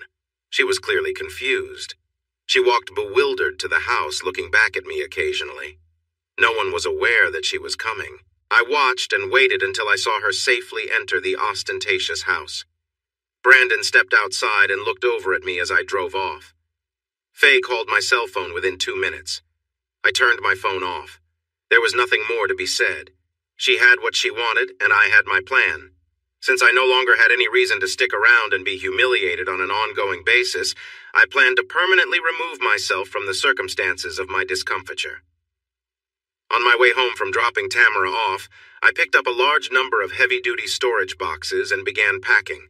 Most importantly, I collected those few belongings, keepsakes, clothes, and toiletries that would serve my needs for a good while. I packed them all into a single box. Everything else that I may eventually decide to revisit at some time in the future, I packed up and sealed in carefully packaged boxes. It took me the entire weekend to go through everything that had any meaning to me, which included packing all of Tamara's belongings that remained at the house into 4 large boxes and setting them aside. Monday morning, I turned my phone back on and deleted all texts and calls from all family members without reading or listening to them. Nothing could be said to cause me to change my mind, and I didn't want to endure any more drama. While I was making my first truck run to a warehouse, I called Kendra, a realtor that I knew. She attended GCC with me and was part of my cluster of friends when we were there. She was surprised to hear from me. I told her that I wanted my home sold, lock, stock, and barrel in under 2 weeks. She claimed that would be impossible. I then reminded her that I had seen countless ads and posters from investors looking to pay cash for houses sight unseen, offering quick turnarounds.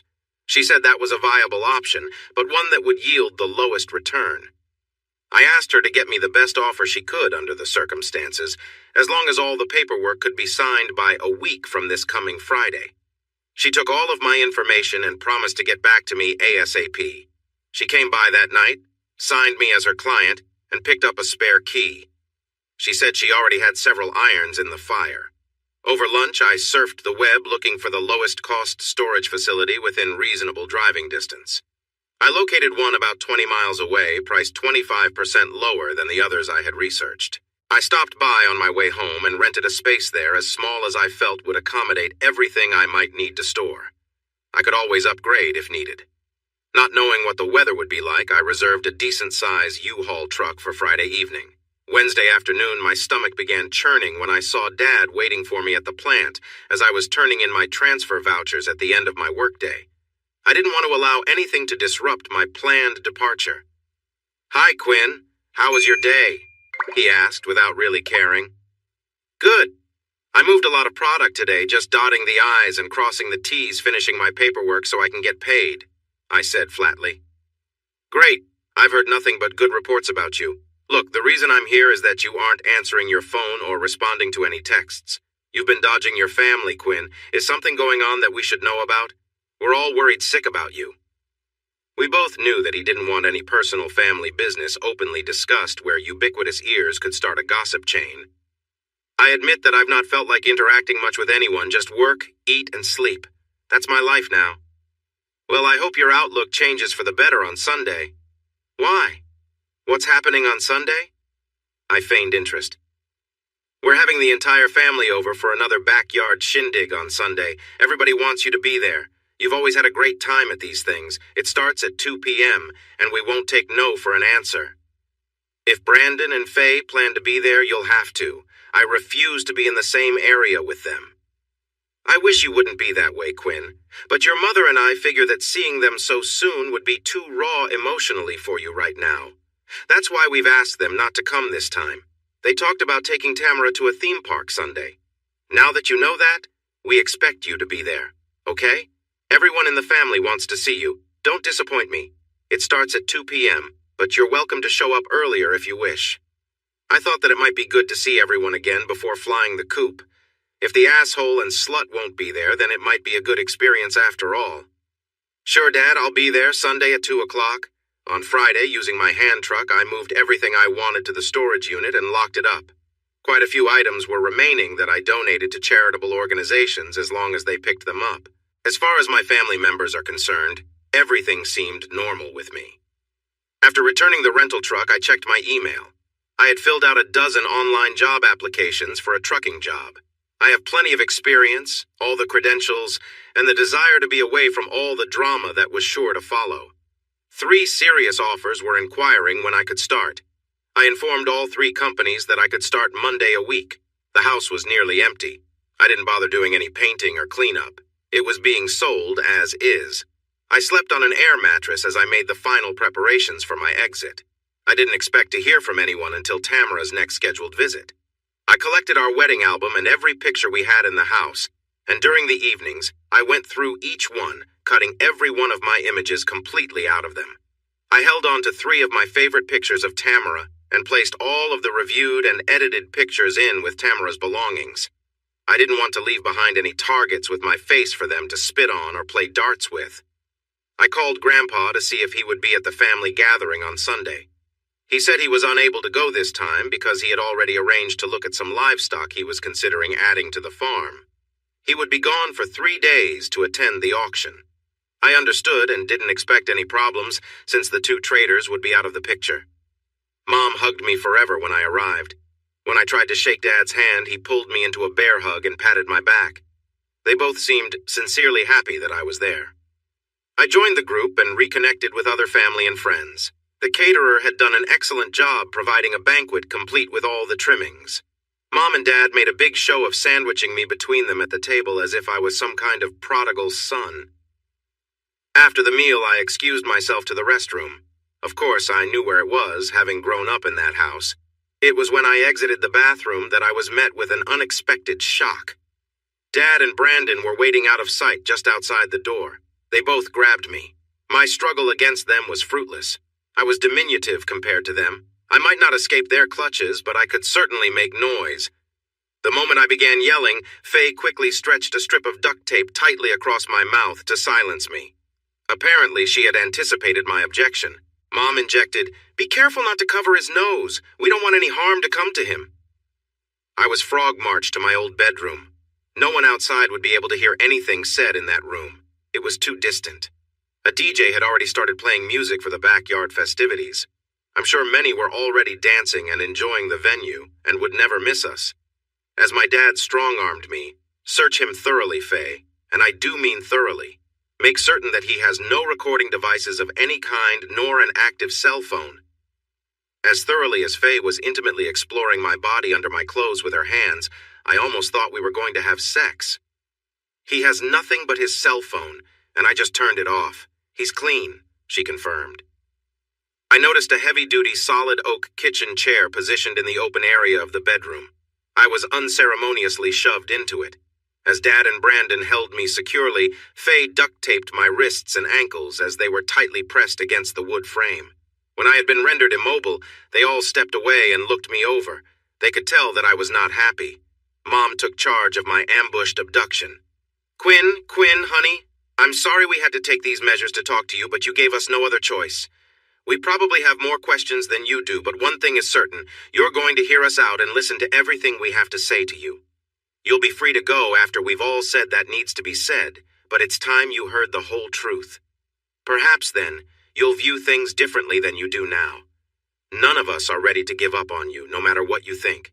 Every person in this room loves you more than you can imagine, and that includes Brandon and Faye.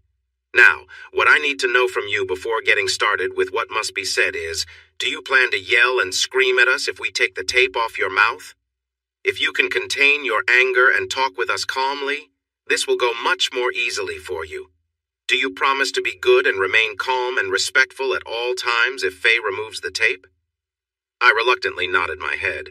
I figured I might manage to calmly and serenely tell the four of them to go to hell rather than be subjected to a completely one-sided conversation. Excellent, Quinn. I knew you could be reasoned with.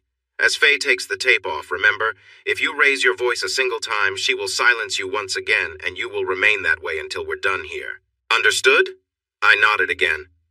I had expected Brandon and Faye's betrayal to continue, but I was shocked that Mom and Dad would be willing participants in this intervention if they chose to think of it that way.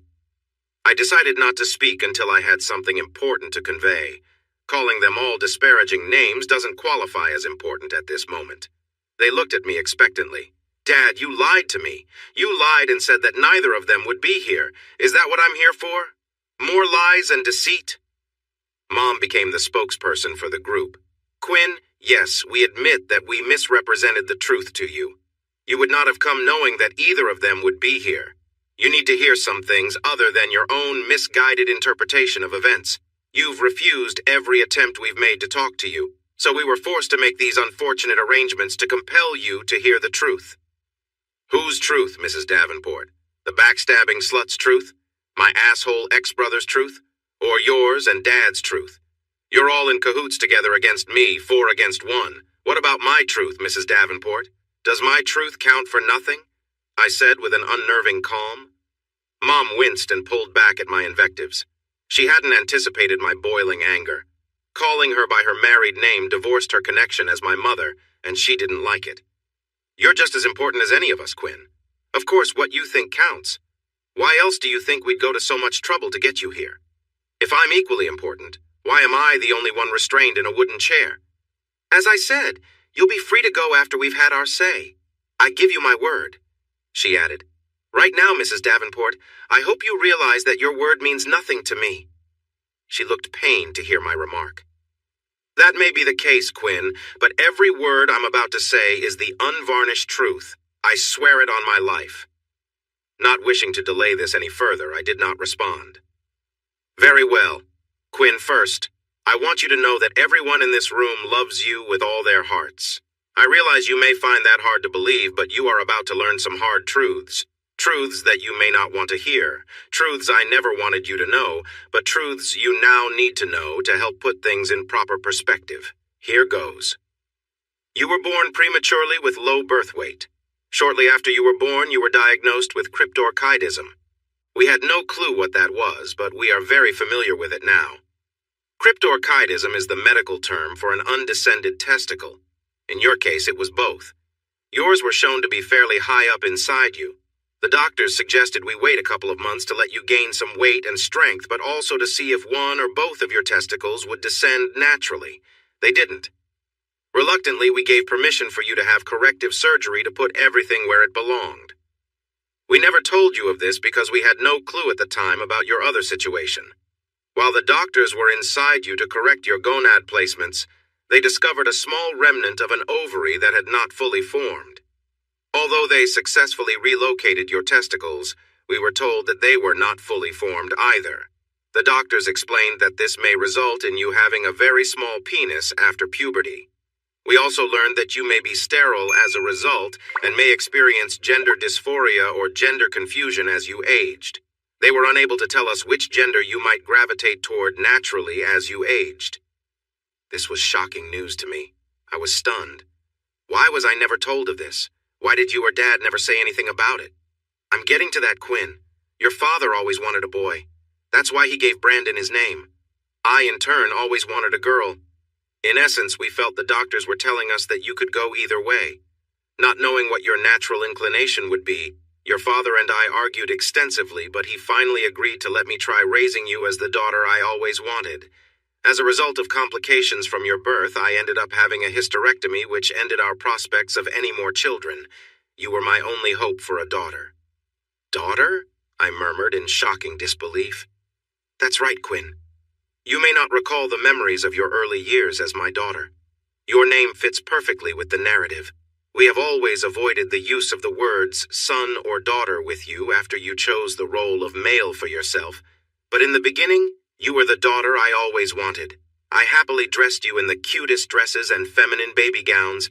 You were the most adorable daughter I could imagine. When you were being potty trained, we encouraged you not to soil your big girl panties. Vague, repressed memories began to trickle their way to the surface in my mind. You seemed to love your new panties, and I reveled at your acceptance. We purchased many Barbie dolls, Ken dolls, and tons of Barbie accessories that were left lying around the house. You and I played with them often during that time. Barbie and Ken dolls are sitting on that shelf over there here in your room to this very day. But you always told me they were decorative and I wasn't allowed to throw them away. I wanted them to remain as a reminder in case you ever gravitated back to that side of yourself. You were such a joy back then, proudly wearing dresses everywhere we went, up until you were 5 years old. It was then I made the biggest mistake of my life. I was in a hurry one evening and for the first time put you and Brandon in the tub together for your baths. It was the very first time that he had ever seen you stark naked. You both ran around the house together in nothing but your underwear for hours on end for several years, but he never questioned his sister wearing panties while he wore little boy briefs. However, in the bathtub that day, when he saw you had the same boy parts as he did, then he began to ask everyone, especially you, why you dressed as a little girl and he, a boy. Brandon was relentless and told everyone around that you were the same as him, but you wore girls' dresses anyway. Your father tried to stop him. He punished your brother multiple times to get him to quit. Brandon rubbed his ass with his hand. It still stings to this day, he chuckled. Anyway, the damage had been done. You suddenly rejected everything feminine. You had the most beautiful long hair I'd ever seen on a child. You took a pair of scissors and nearly skinned your head bald to get rid of it. It killed me to see your long, beautiful locks gone. I'd dress you in panties and a dress, and you'd strip and run around the house naked instead. You demanded boy clothes like your brother. For some reason, you wanted to be just like him rather than the daughter I longed for you to be. Even in public, if I ever took you out dressed as a girl, you'd strip and embarrass me in front of anyone regardless of the circumstances. I realized I was losing the battle. I finally compromised by buying you girls' clothing that resembled boy clothes. The boys' Fruit of the Loom underwear was real enough, but the pants you wore to school every day were always girls' pants without flowery prints.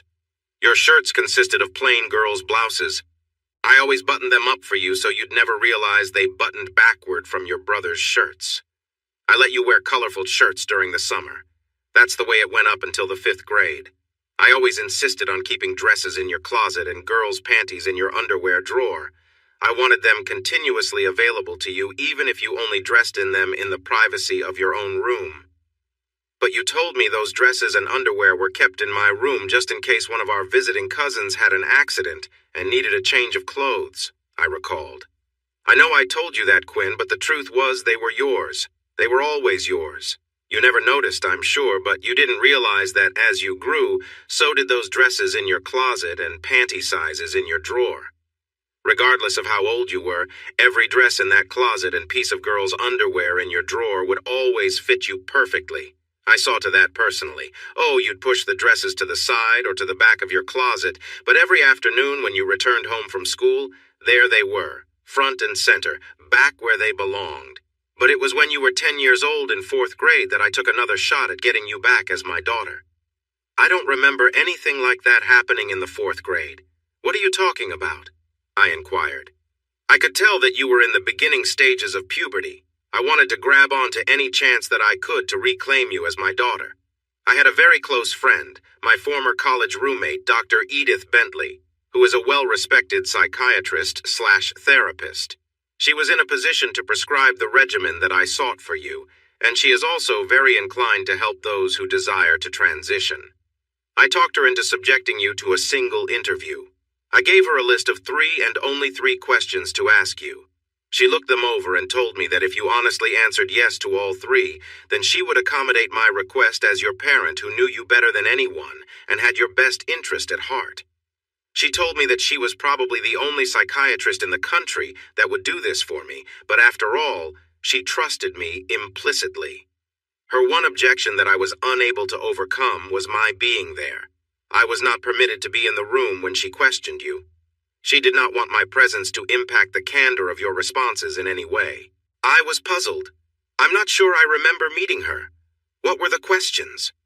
I remember them well because I wrote them for her to use, and she agreed that your responses would be sufficient to warrant receiving her backing.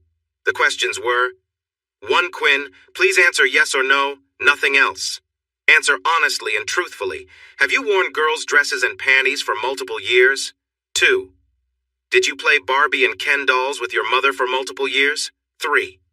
Right now, at this very moment, are there girls' dresses in your bedroom closet, girls' underwear in your bedroom dresser, and at least 1 set of Barbie and Ken dolls in your bedroom, the one you sleep in?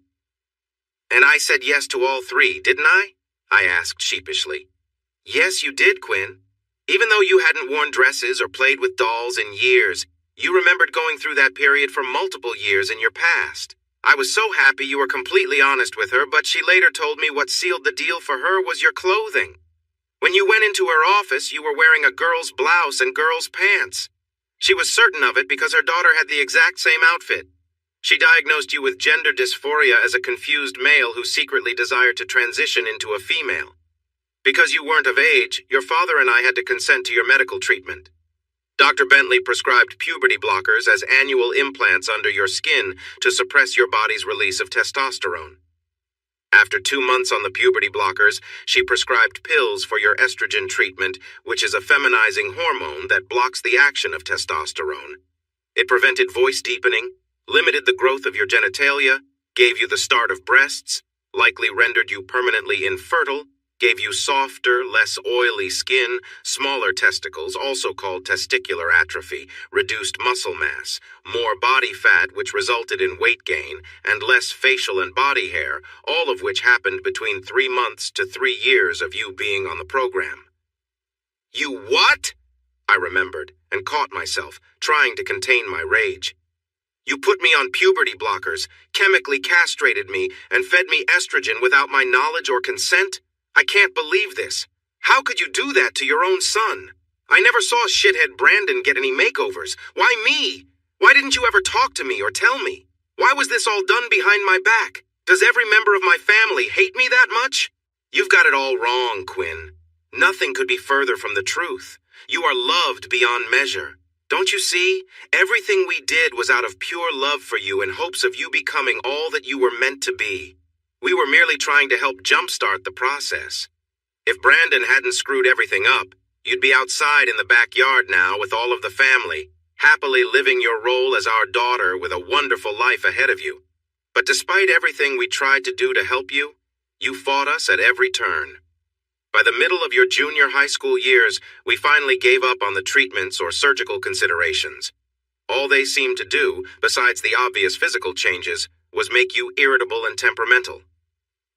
Mrs. Davenport, I'm sure you meant well and had nothing but the best motivation for everything you did. I hated every moment of it, but all that's in the past.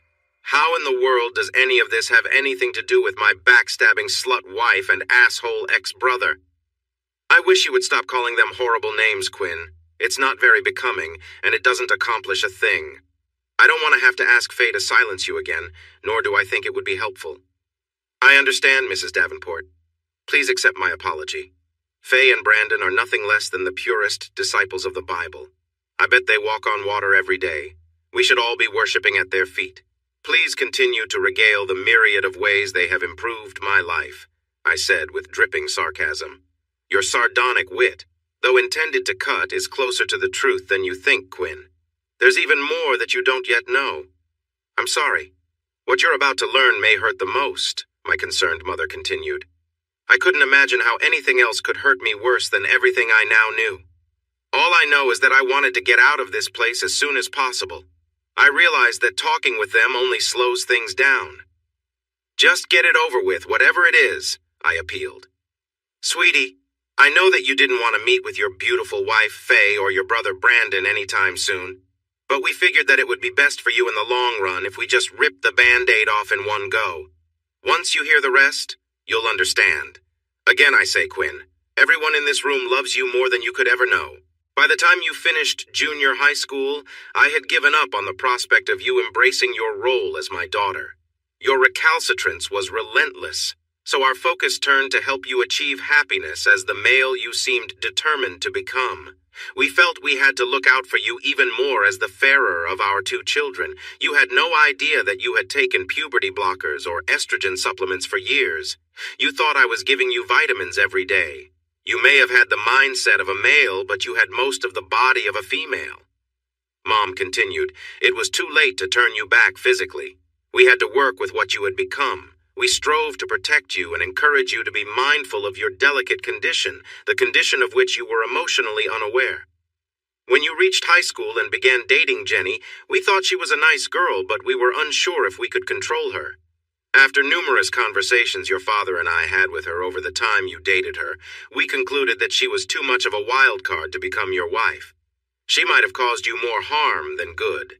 Then, when we became aware of your imminent proposal, we knew we had to do something to make you set her aside. That's where Brandon came in. We asked him to seduce her.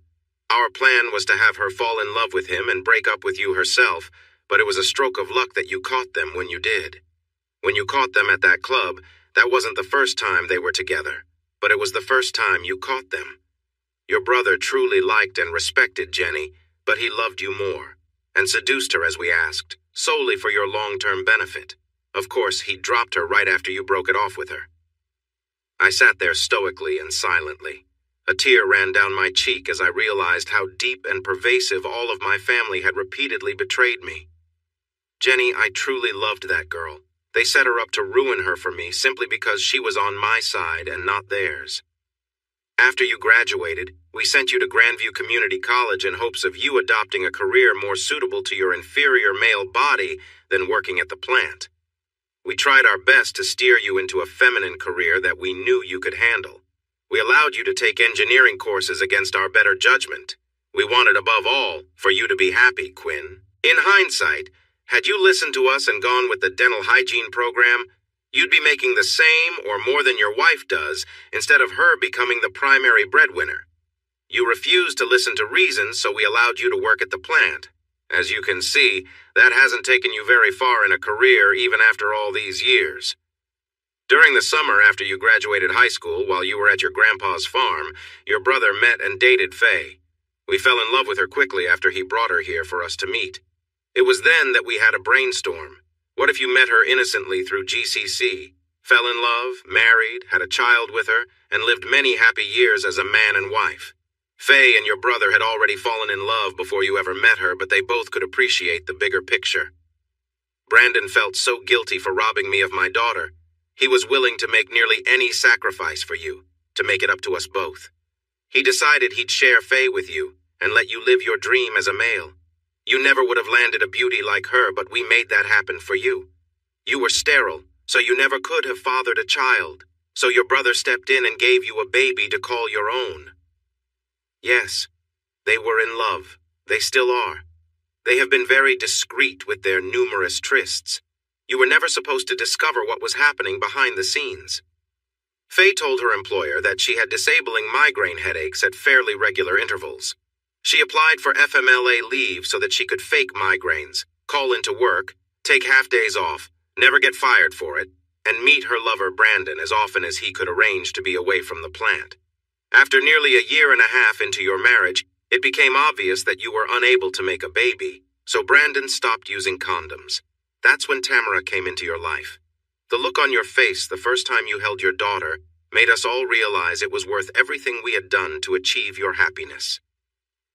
More tears ran down my face as I realized that my entire pathetic existence had been carefully mapped out by puppet masters.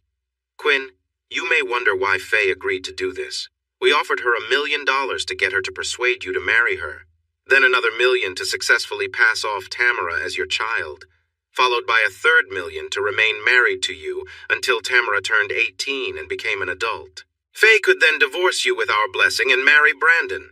Tamara would then always be your daughter. Then Faye would have $3 million banked waiting for her the day Tamara turned 18. We wanted you to have a wife you knew loved you and wanted to be with you no matter what deficiencies you may have as a man. During her marriage to you, her role was to ensure that you were the happiest husband alive. Her only stipulation was to always be able to be with Brandon every time it was feasible for them to come together, which averaged 3 times a week.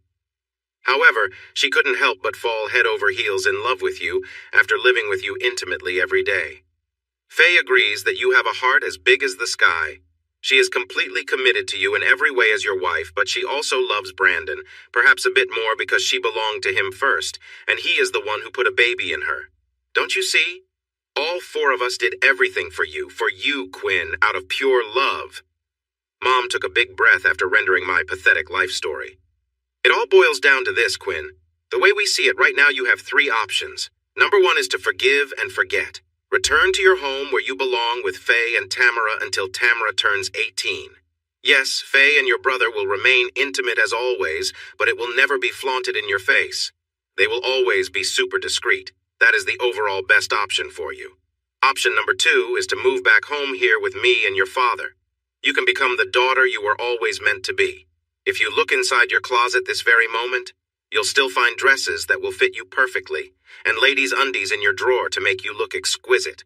Just think, we could all go shopping together and buy all the nice things that ladies such as yourself like to have. If you choose this option, you will never have to work another day of your life. You will be taken care of in every way, living here with us.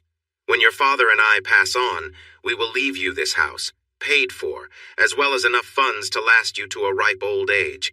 Option number 2 is my personal favorite, she giggled. Then there's option number 3. None of the 4 of us wants that for you, Quinn.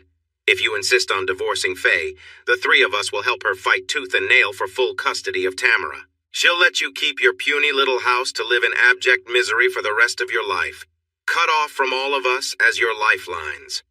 None of us will support you in any other way. If you end up in poverty, so be it. It would be a result of the life you chose for yourself.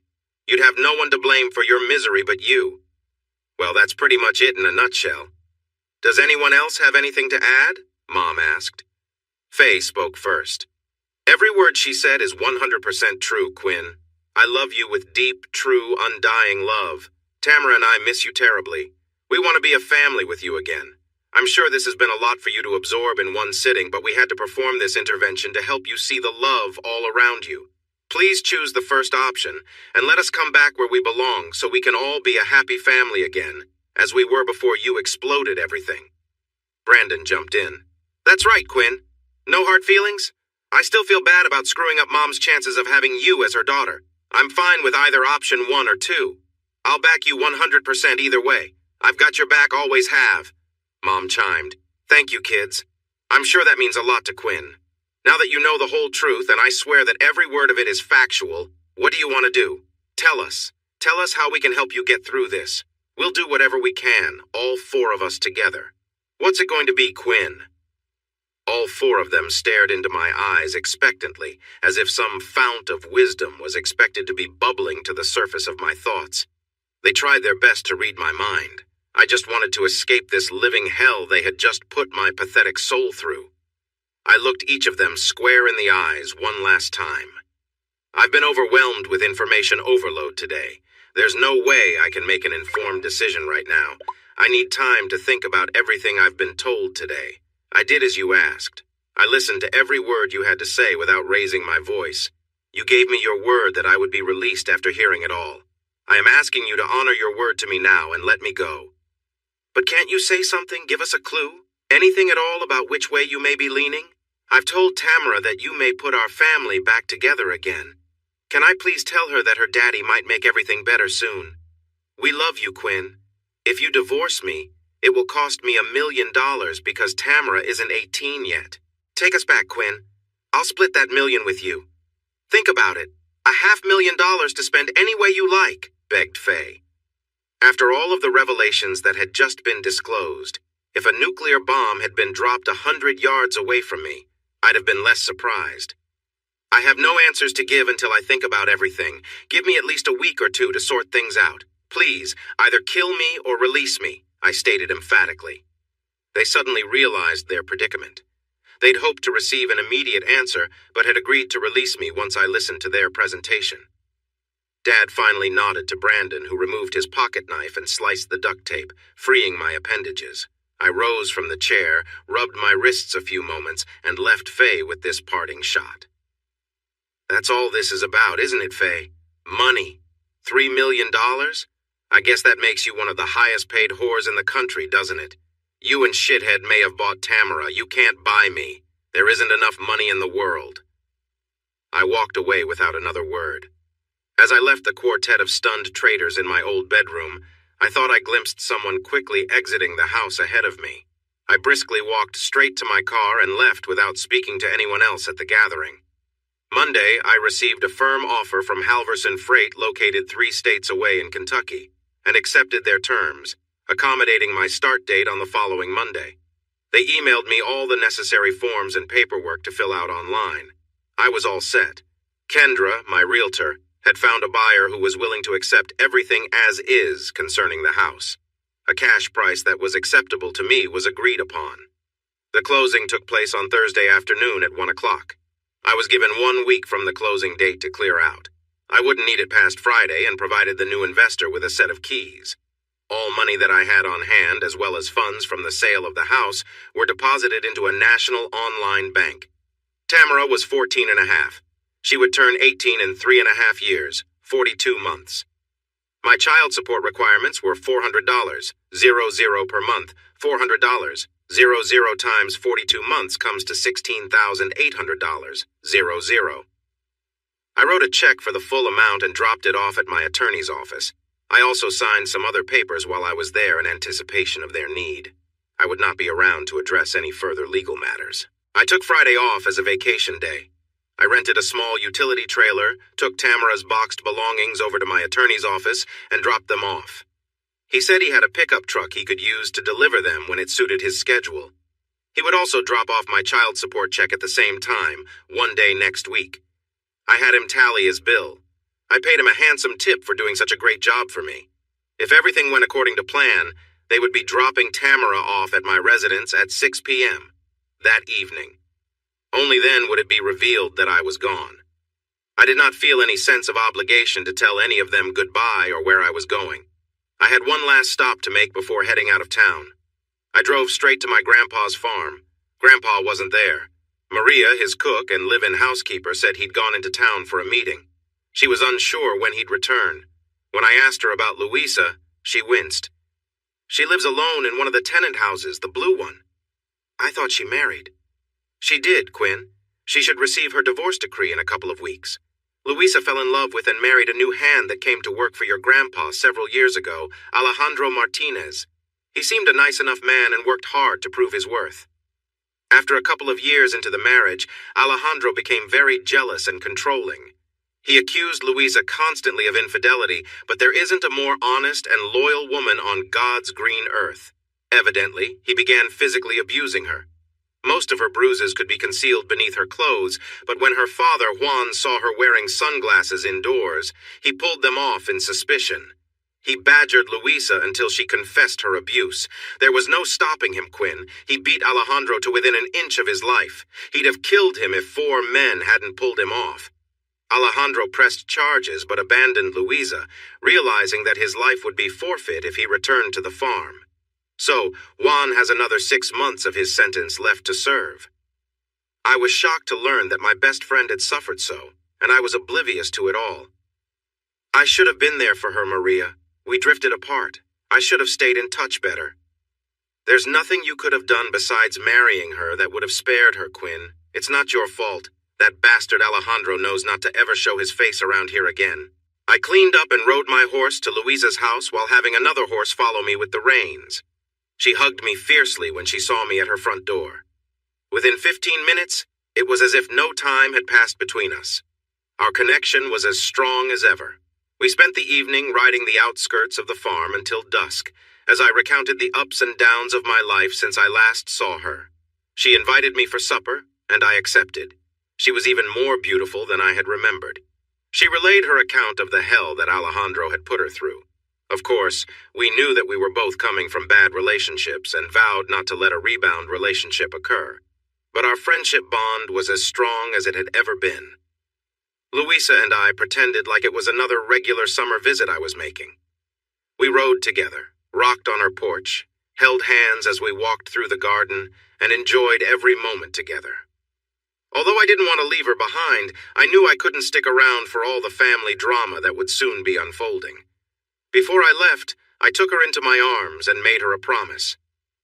Louisa, you have always known me to be a man of my word. I would like for us to stay in close contact over the phone after I leave the state. But know this, one day I will return for you, and if you're available when I do, we will build a life together, one step at a time. I hope you'll wait for me. I promise it won't be too long. I didn't even get a verbal reply. She kissed me so passionately my toes curled up in my shoes and I was floored. Does that answer your question? She mused. Completely, I rejoined. We rode back to the barn together. She said she'd square away the horses so I could be on my way. One more blistering kiss and I was gone. One final detail was to call my supervisor. Carl, this is Quinn. Hey, man, did you enjoy your day off? Yes, I did. Listen, Carl, the reason I'm calling is to give you my official verbal notice of resignation. Resignation? What are you talking about, Quinn? Is there a problem? Let's just say I've decided to move on to greener pastures. Are you serious? You're quitting on me? Do Brandon and your dad know about this? They haven't said a word about it to me? Carl, I figured you could check in with them on my behalf if you feel it necessary. It's been a pleasure working with you, man. Take good care of that family of yours. You don't know how fortunate you are to have such a great family. Gotta run now. Bye. I ended the call and turned my phone off. As I was heading upstate, making my way to Kentucky, Brandon and Faye drove Tamara to my house for my bi-monthly weekend visitation. As Tamara exited the car and was walking toward the house, she noticed that, uncharacteristically, I wasn't coming out to greet her as I normally did. They decided to wait and make sure she was safely inside the house. After repeated knocking, Tamara shrugged her shoulders at them. Faye and Brandon walked up to the door and knocked loudly. Receiving no response, Brandon decided to try the door. To his surprise, it was unlocked. The three of them walked in while calling my name out loud. It became immediately apparent that the house had been vacated. They checked every room. Even Tamara's room was empty, and her belongings were not there either. There was a handwritten note pinned to a wall with a set of keys hanging off it. To the new owner, here is an extra set of keys. All of the utilities have been turned off and are no longer in my name. Thank you for working with me on such a fast turnaround, Quinn Davenport. What's going on, Mom? Asked a concerned Tamara. Where's Daddy? Did he sell our house? Where is he now? I don't understand. I'll call him. She dials the number. It says his number is disconnected or no longer in service. The three of them stood there in shock and disbelief. This isn't what was supposed to happen. When I reported to work at Halverson Freight on Monday morning, they had my truck ready for pickup. It was a fairly new model with barely 6 months of road service. I would be making coast-to-coast long-distance runs, and they didn't want to have to deal with breakdowns that might interfere with guaranteed delivery times. They usually partner new recruits with a seasoned veteran for a week or two, but they were short-handed. A very gorgeous, very married secretary explained all of the procedures I would need to employ to stay in proper contact for pickups and drop-offs, as well as how to process my mileage to get paid. It was a large sleeper cab, so I was set. I would have to fit it with a dorm-size refrigerator, microwave, and TV to customize it to suit my needs. My first destination was Idaho. The comprehensive truck-stop-friendly GPS guided my way. For the next 3 months, I settled nicely into my new routine. I was required to maintain meticulous records documenting hours on the road and downtimes. They were sticklers about those details. There were several truck stops where I made friends with other truckers and especially the waitresses. I always tried to be circumspect with them. I had asked my dispatchers and people in the office to take any messages if anyone called for me, then toss them in the trash. They said no problem. Apparently, I wasn't the only employee who had severed ties with their past. I dropped off my load at a location in California. It was the end of a long day for me, so I headed to a nearby diner for a sit-down meal, rather than a TV dinner. My food had just been delivered, and I was enjoying my first bites when in walked 2 unexpected individuals. There's no way this could be a coincidence, on the other side of the country from my ex-dad and ex-brother's residences. Dressed in suits, they both sat down in the booth across from me. I was hungry and was appreciating this good meal, so I ignored them. Dad tentatively began, "God, Quinn, you have no idea how challenging it was to find you. How have you been?" I didn't even look up. It irritated Brandon that not only had I caused him to drive Tamara to an empty house that evening, but disliked that I was ignoring our father. He decided to try his luck with me. "Look, Quinn, we've come a long way just to see you. That should count for something. We wouldn't be here if we didn't care. Why did you turn your back on us and just cut and run as you did?" I figured the banter could prove amusing, so I responded, "Come to collect on Tamara's child support? My attorney was supposed to deliver a lump sum check for the whole amount in full. Did you not receive it?" I sarcastically inquired. "Do you think I care anything about your paltry child support?" "Really? Then why did you cash the check?" I chuckled. "Look, Quinn," Dad inserted, "we didn't come here to argue. We came here to make you an offer. All 5 of us miss you terribly, especially Tamara. That wasn't right what you did to her. It leaves emotional scars when a daughter is rejected by her father. She thinks it's all her fault that you left. Not only that, dozens of plant workers ask Brandon and me every day where you are and when you're coming back. We had no idea how influential you were with everyone at the plant. They all seem to think of you as their best friend or something like that. We want you back, son. We need you to come back. We're prepared to double your salary if you come back with us today. You can stay with your mom and me until you get settled again. It won't cost you a dime. You can't beat that now, can you?" "Come back?" I questioned. "Why? So you can humiliate me some more? Or betray me all over again? No thanks. I'm quite happy where I'm at, thank you." "Is that why you think we're here? You're a unique presence, son, and have made a positive impact on the morale of your co-workers. If not for us, come back for them. What if we sweetened the pot even more? How about a starting salary of 2.5 times your previous amount?" "That's nothing to sneeze at, Quinn. Think about it for a minute, please," he pleaded. They seemed desperate, and I had no idea why. However, my mind was made up. "Remember back when you 2 wrestled me into that chair and had that whore duct tape me to it? As I recall, she offered me $500,000 to take her back and let her fuck me. $500,000. If I turned down $500,000, what makes you think I'd be interested in coming back to work for the peanuts you're offering?" I was given 3 options that day. As you can see, I've chosen option number 3. I'm divorcing that whore's ass, and I don't need a stinking penny from any of you. Pay somebody else to fuck the whore. She isn't worth it to me. "Why, you damn sissy faggot!" Brandon exclaimed. Apparently, he had become offended at something I said. He moved to grab me from across the table when 2 of my fellow truckers stepped up to our table. "Is there a problem here, Quinn?" one of the truckers asked. "I don't know. Is there?" I inquired as I looked Brandon in the eye and said, "It's impossible to repeal the law of retribution, and one of these days it's going to catch up with you." "Come on, Brandon," Dad urged. "He's obviously not ready to listen to reason. Let's get out of here." The 2 of them unceremoniously left the premises. I thanked my friends for their assistance. It still puzzled me why they pressed me so urgently to return. There's a piece of the puzzle I'm not seeing. Meanwhile, Louisa and I were growing closer every day, FaceTiming on our phones, even though we were thousands of miles apart.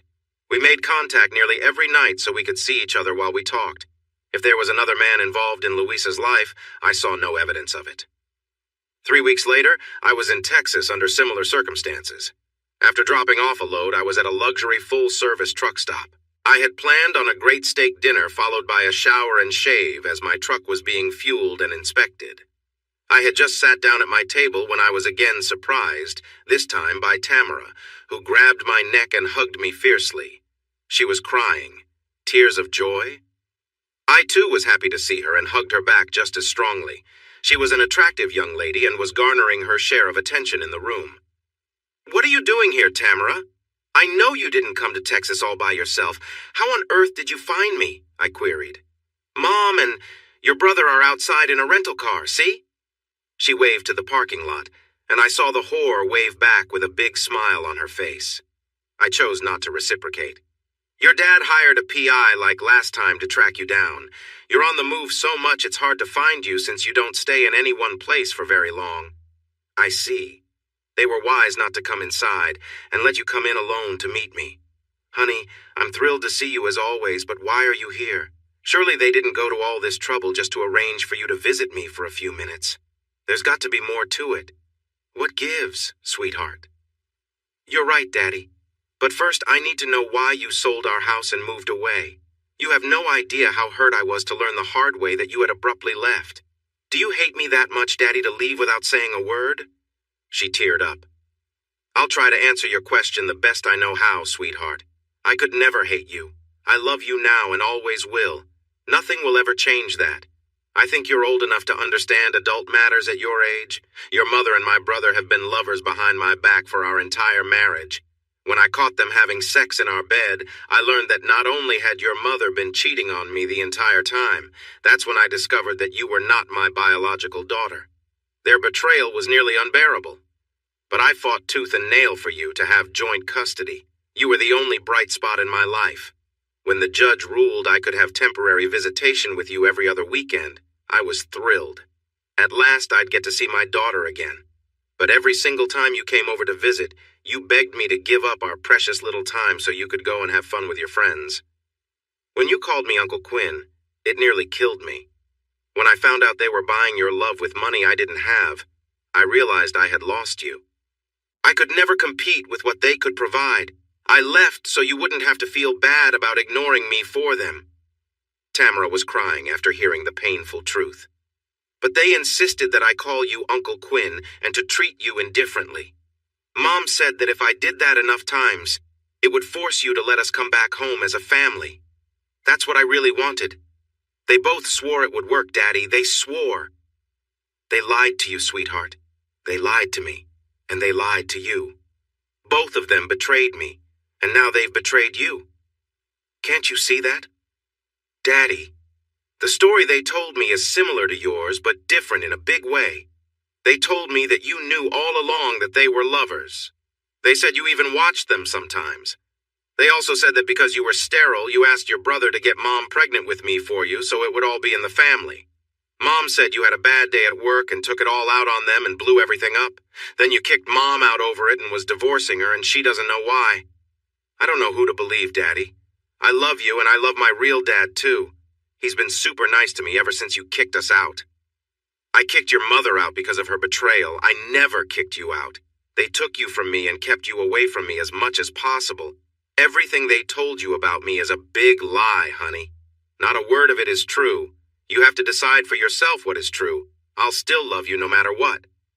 Daddy, can I ask you a big, big favor? Sure, honey, what is it? Will you come back where you belong and be my daddy again? They told me to make sure you understood that you would be paid 5 times what you used to make. 5 times, Daddy. Will you? Please. You can move in with me and Mom, and the 4 of us will be one big happy family, she exclaimed. They told me to tell you that you're the bestest daddy in the whole wide world, and that no one could ever take your place, ever. They told you to tell me that, huh? Yes, Daddy. They also told me that I can call you Daddy again if I want to. So now I have 2 daddies, Daddy Quinn and Daddy Brandon. I see. I said downtrodden. Honey, let me ask you a question. I need an honest answer, okay? Of course, Daddy. I always tell the truth. Good girl. Before I left, I gave my attorney a document that would allow Brandon to adopt you as his legal daughter. In other words, I would be asked to give up all claims to you as my daughter, and he would be your legal father from then on. The only stipulation was that my attorney was to make 100% certain that the only way that would ever happen is if you convinced him that you genuinely wanted to be adopted by Brandon, even though you clearly understood that it meant giving me up forever as your father. So now I ask you, Tamara, have you been adopted by my brother Brandon? Is he your legal father now? She looked down at the table, averting her eyes from my gaze, and nodded. So the only reason you're calling me Daddy right now is that they told you to, not because you view me as your father any longer, right? She remained silent and nodded again. Thank you, sweetheart, for telling me the truth. I still love you. I kissed her on the forehead. Honey, I've lost my appetite. I placed 2 $100 bills on the table. Dinner for you and your real parents is on me. Enjoy. Now, if you'll excuse me for a minute, I need to visit the restroom.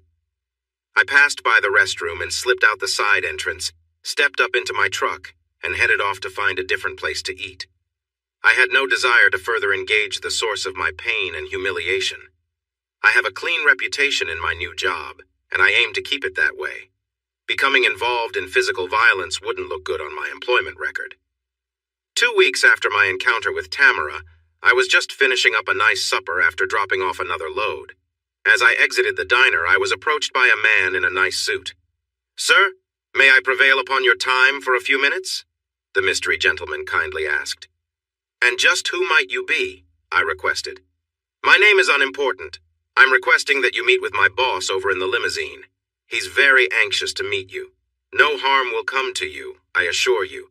He said to tell you that this is a meeting you do not want to miss. Perplexed at the mysterious aura of the situation, I had plenty of time to kill before retiring for the night. Why not? I conceded. He walked me over and opened the rear passenger door. My heart fluttered for all it was worth. Louisa! I cried out. And Grandpa! I have never been happier to see 2 people in all my life. She hugged my neck and wouldn't let go. We had grown quite close through our calls. What's going on, Grandpa? Why are you 2 here? I'm not complaining, mind you. I'm thrilled to see you both, I bellowed. The driver closed the car door once I was inside. Louisa and I unabashedly kissed before Grandpa had a chance to get a word in. He waited patiently with a smile as we reconnected. Quinn, my boy, how have you been? You look good. Perhaps this break away from all the drama back home has been good for you. Louisa finally climbed out of my lap and eagerly held my hand in hers as she sat next to me. I'm fine, Grandpa. I've got a good rhythm going with my job, and I'm making decent money, much more than I was getting paid at the paint factory. I'm sure you are, my boy. That's part of what I've come to talk to you about. How did you find me? Did you use the same PI that Dad did to track me down? PI? No need for that. All I had to do was ask Louisa. She knows where you are at all times. She keeps pretty good tabs on her man.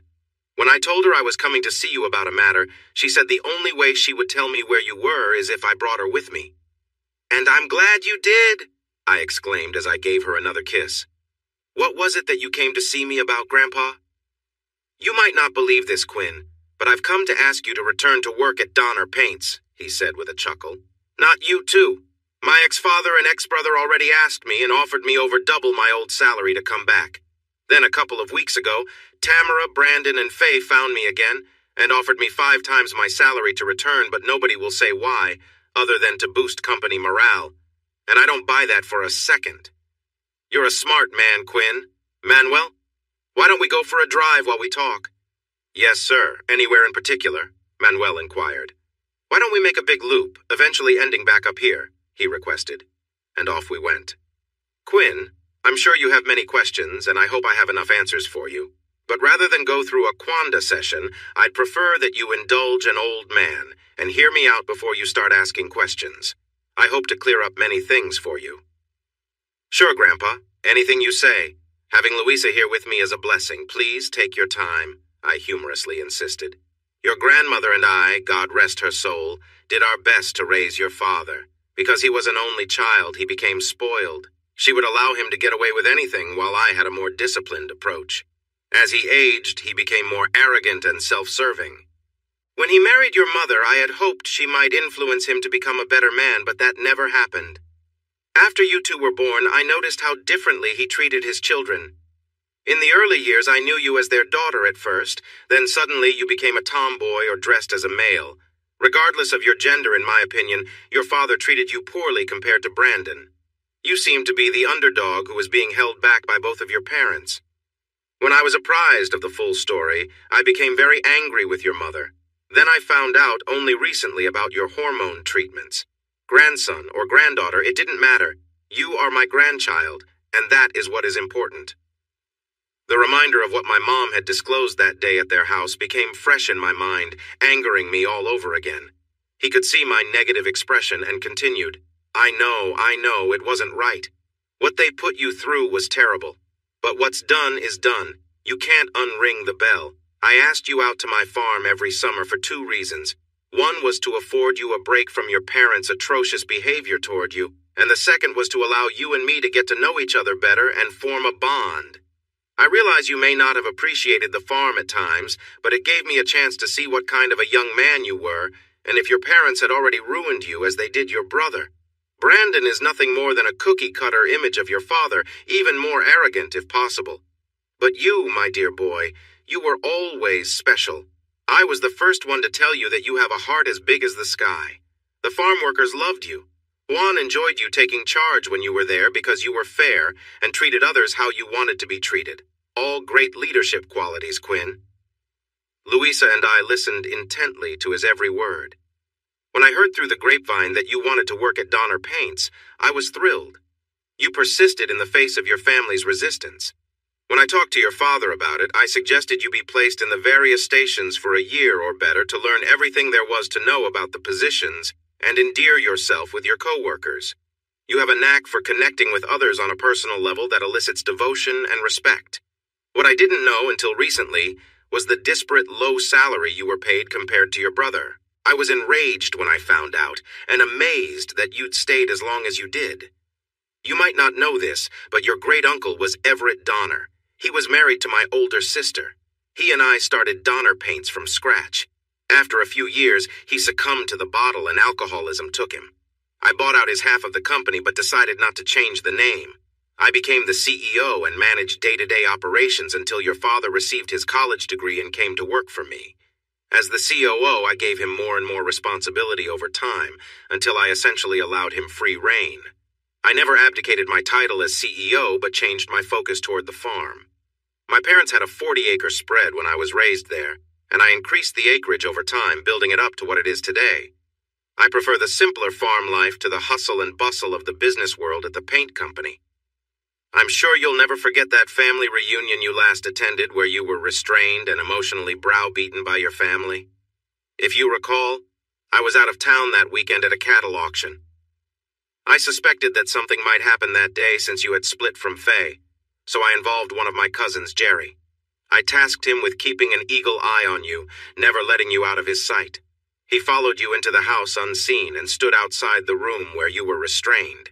He quietly cracked the door open slightly and recorded the entire event on his cell phone. As you were leaving, he said he barely made it out before you did. He thinks you may have seen him. Jerry sent me a copy of the recording. I was never angrier in my life to learn all the histrionics of their debauchery against you. Yes, your mother was the instigator, but your father should have stood up for you and protected you from her. I fault him for enabling her treachery. I waited quietly in the wings to see what decision you would make. I'm proud that you stood up for yourself and removed yourself from their toxic manipulations. However, that puts things in a difficult spot for me. You see, I am still the CEO and own 100% of the stock in Donner Paints. When I discovered that you had left the state, I wanted you back. I charged your father to get you to return or there would be consequences. When his first attempt was unsuccessful, he sent Tamara, Faye, and Brandon to talk you into returning. What you may not know is they were planning to take you by force if necessary and drive you back in the trunk of their car. There were 2 other men with them in another car. When you cleverly slipped away from them, You thwarted their efforts to kidnap you. When they returned empty-handed, I felt I had no other choice. I fired your father and brother on the spot.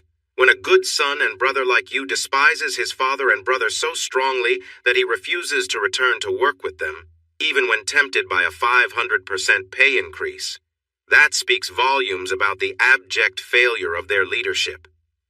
I had originally planned on leaving my shares of the company to your dad when I died and hoped he would pass it on in equal shares to you and your brother when he passed on. I see now that would be a terrible mistake for the long-term future of the company. So, here's my proposition to you, Quinn. You know that company inside and out better than anyone else I can imagine. If you will return to run the company, I will make you the new COO to lead the company according to your vision. Your starting salary will be what your father had been earning plus 10%. If, after 1 year, I see the fruitful results of your leadership that I expect to see, I will then make you CEO and transfer all of my shares of stock to you. I'll retire completely and run the farm that I love so well. You'll do a great job of it, I'm certain. It's the least I can do to compensate you for the suffering you withstood growing up the way you did. If you'll accept, I've already secured you a beautiful and efficient personal assistant who is anxious to help you achieve outstanding success. She's sitting right next to you, holding your hand. There's an old saying, Quinn, the best time to plant a tree is 10 years ago. The second best time is right now. What do you say, my boy? You in. In an instant, my life had gone from pathetic to being on top of the world. This was an opportunity of a lifetime. I had no idea that Grandpa owned Donner Paints. I'd never met a more humble man. He never made a show of his wealth. A million thoughts were running through my head. Almost as good as being offered this opportunity was having Louisa by my side. Grandpa, I don't know what to say. I'm shocked to say the least. If you have that kind of confidence in me, how can I say no? I'll do my very best for you. But can I count on you for advice from time to time? I'm certain that there are a lot of management issues that may come up, and I'd sure like to have you as my resource. Of course, my boy. For that first year, I'll be available to assist with your transition in any way I can. But I don't believe it will be as challenging as you may think. I've talked to most of the lower department managers, and they have nothing but the highest praise about you whenever your name is mentioned. And don't think I don't know about all of your inventions and other contributions you've made to plant efficiency that your brother took credit for. Think of this as a return on investment for paying your dues. You deserve it, Quinn. I looked over at the woman that I had loved for many years but was just now able to fully realize it. Louisa, are you sure you're ready to jump in this with me? It will be scary for us both. Quinn, just like Rose said to Jack in the movie Titanic, you jump, I jump, right? I'll work my ass off to learn my job, and I swear by all that's holy that you'll have the most supportive assistant the world has ever known, she said with loving devotion in her eyes. I pushed my hand out to shake his hand. Grandpa, if you're willing to bet the company on us, we're willing to give it everything we've got. You've got yourself a deal. We can't thank you enough. No thanks needed, Quinn. That's what family is supposed to be for. I'm sorry you were shortchanged with your parents, but I'm happy to be here now to correct that mistake. Manuel, take us back to where we picked up Quinn. I'm sure you'll need to turn your truck in and make a clean exit from your present job. Catch a flight from anywhere to get back home. It's a reimbursable expense. Louisa, I don't think I need to ask, but are you coming back with me, or are you returning with Quinn? You're right. It would take 10 sticks of dynamite to pry me away from his side now, she chuckled. Louisa and I consummated our love that night in the sleeper cab of my truck. Not the roomiest place to make love, but certainly one of the coziest. We were an unimaginably perfect fit. It took me 2 days to make the return run back to Kentucky and drop off my truck. I told them to let the next driver have the fridge, microwave, and TV if he or she wanted them. Louisa insisted that I move in with her on the farm just until we worked out the logistics of where we'll live and raise our family. That's right, I said we. I proposed to her without a ring, and she enthusiastically accepted. We'd marry just as soon as my divorce from Faye was finalized. Grandpa met me on my first day on the job at the plant.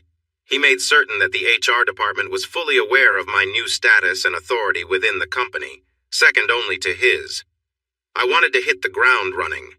I took 3 days to become familiar with how the finances of the plant were structured so that I could make informed decisions as to the direction of the company in light of any perceived financial impacts. Louisa took to her role as a duck to water. No one got to me except through her without an appointment. This gave me uninterrupted time to plan future operations. Later in the week, I held a meeting with all the department heads who applauded me for being at the helm. I then learned that they all considered my father and Brandon arrogant bullies who cared little for anything or anyone but themselves. Knowing me as they did, they were pumped up with enthusiasm for the future. I laid out some general guidelines for efficiency goals and asked for input from all of the workers as to how we might improve in any areas. They were stunned at this request and happy to implement it. I made it clear to them all that my door was always open to them, but to please make an appointment with Louisa first or otherwise risk her wrath. They all laughed but knew I was serious at the same time. Once company logistics had been dealt with, I turned my attention to other matters. Dad, Mom, Faye, and Brandon all had desperately tried to talk with me, but Louisa managed to keep them all at bay. No one was given my private cell phone number without my approval. Grandpa had provided me a copy of the recording Jerry made at my intervention. I listened to it several times and tried to think of ways to act upon my thoughts of reprisal. Since my family members were clamoring to meet with me so desperately, I decided to go ahead and meet, to let all the air out of their balloons. I asked Louisa to make reservations at a Cracker Barrel restaurant. It was a public place where foul language or raised voices wouldn't be tolerated. We had reservations for Sunday at noon. The place was packed with families and many children. The 7 of us were seated at a round table. With Louisa at my side, I was ready for anything. After our orders were placed, Mom, again being the leader of the pack, began, "It's wonderful to see you, Quinn. You brought your secretary to meet your family for lunch?" "No, I brought my fiancé with me to lunch. We're to be married once my divorce is finalized. Louisa, this is my family. Family, this is Louisa Hernandez, soon to be Davenport." Well, you move fast. It's a shame that you couldn't see your way to work things out with your wife, but I can see that you've moved on. Congratulations, you two, Faye said insincerely as she appeared stunned by my announcement. Mom and Brandon looked annoyed by Faye's remark, but ignored it. Dad took it upon himself to address the elephant in the room. "Quinn, I want to personally congratulate you on your new position at Donner Paints. I'm sure you'll be fine, though you're seriously unqualified for the role. Unfortunately, your new job as COO has come at my expense. As far as I know, you have yet to fill the position of Chief Administrative Officer. I'd like to offer my services to you in that capacity. I can help you avoid the many pitfalls I'm sure you will encounter over time. Of course, I'd expect the top pay that the position can provide, but I'm sure you'll agree that I offer more value than the job would cost the company." Brandon squirmed in his seat. Dad was talking about taking over his elder son's position. Evidently, they'd discussed and agreed upon strategy as a group before this meeting. "I appreciate your generous offer, but I haven't decided yet if I am even going to fill that position. The plant seems to be operating just fine without it, and eliminating it would be a cost-saving measure to the company," I flatly stated. Yes, every new manager wants to feel as if they're making a significant positive impact on the company's bottom line, and you're no different in that regard. I, of all people, understand that tactic all too well. However, let's not forget that you've gone from a floor worker to a truck driver to the COO of a large manufacturer. Just one innocent mistake that you make could cost the company significantly. That's why you need someone like me, who has decades of experience at the helm to help guide you along the way. Plus, I think you owe me after the underhanded way you talked your grandfather into giving me the boot and letting you take over. You must admit, that's just not right, Quinn. Think about it, Dad politely demanded. I hear what you're saying, Dad, but I fail to see how I owe you anything on a professional working level. I didn't talk Grandpa into anything. I had left the state and was on the other side of the country running away from all of you with no plans to return. Grandpa is the one who found me and persuaded me to return. He then informed me that he had instructed you to pay Brandon and me the same annual wages, yet compared to him, I was grossly underpaid the entire time I was employed while you were COO. But that's different, Quinn. Surely you have to concur that a 4-year degree in business administration from GWU warrants a much greater salary than a 2-year mechanical certificate from a local community college, he reasoned. Under normal circumstances, I'd agree with you, sir. But these were not normal circumstances, were they? For one thing, I desperately wanted to attend GWU as well, but you and Mom shot me down. I now know that it was because Mom wanted me to stick around as her daughter, but that's an excuse, not a reason. Secondly, Grandpa told me you were to pay us both the same wages regardless. I've got him on speed dial if you need to be reminded of what he said to you. Damn it, Quinn! I lost my job! My whole career has gone up in flames because of you. I've had several interviews, but no one will give me a second look. It seems a good reference has not been given when they contact HR about me. I instructed HR to pass on an assessment of your performance based upon comments from the managers who worked under you. I had nothing to do with a single comment they made. Quinn, son, please. I took out a second and third mortgage on our house and property to bankroll home improvements and phase arrangement with us on your behalf. We're falling short of our financial obligations. We won't be able to honor our commitment to Faye if you don't help me. Your grandfather has informed me that if you're able to successfully run the company for a year, he will transfer ownership of his stock directly to you. Brandon and I will be locked out in the cold from our rightful inheritance. I was counting on my birthright to bankroll our future. Without your help, we'll lose the house, and Faye won't get the $2 million she's already been promised. You're destroying all of our lives in one fell swoop, Quinn. We raised you to be better than this. Show your family some compassion, he entreated. You mean like the compassion you and Mom showed me when I was unwittingly administered puberty blockers and female hormones? Or the compassion when you gave my brother a brand new expensive Corvette performance car for his graduation present while I received a 3-year-old used Nissan Versa? How about the compassion I was shown when you grabbed me and restrained me against my will when you tried to coerce me into your demented plans for my life? That kind of compassion, Dad? He had the good sense to look away. Mom resented my impertinence. Your father and I gave you life, Quinn. We raised you to be a better person than what we see here today. Person? You simply cannot bring yourself to call me a man to this day, can you? Yes, you gave me life, but ever since that day, it seems as though you've done everything possible to extinguish who and what I am. A man. I'm a man, Mom, whether you accept it or not. What about me, Quinn? Brandon blurted. I shared the love of my life with you. I gave you my daughter, for heaven's sake. Everything important to me I either shared or gave to you. I didn't hold you back as they did. It's not my fault that Dad gave you that Versa and not a car like mine. I didn't determine your rate of pay. Why are you punishing me along with them? If you hire me back in the Chief Administrative Officer position, the job I've held for years, I could help you grow the company according to your vision, Quinn. We could be the unbeatable team of the Davenport brothers, ready to take on the world. Yes, you gave me everything, ex-brother, except the truth. What you gave me was a pack of lies, which makes you a thief and a liar. You stole Jenny from me when we were engaged to be married and intentionally ruined our wonderful relationship. You stole from me an exclusive relationship with Faye, who purported to love only me. You stole the belief that I had a biological child and deceptively passed yours off as my own. You stole my thunder at work by taking credit behind my back for my efficiency improvements, claiming they were ideas that you had directed me to implement. I had no inkling you'd done that until Grandpa told me. You stole from me way more than you ever gave me, Brandon. He, too, had nothing to counter my assertions and grew quiet. Faye decided to make her plea. Quinn, honey, I want you to think about something. Think about the 15 blissful years we had as husband and wife before you discovered Brandon's involvement. Before you blew up our lives, weren't we both happy? I mean, genuinely happy?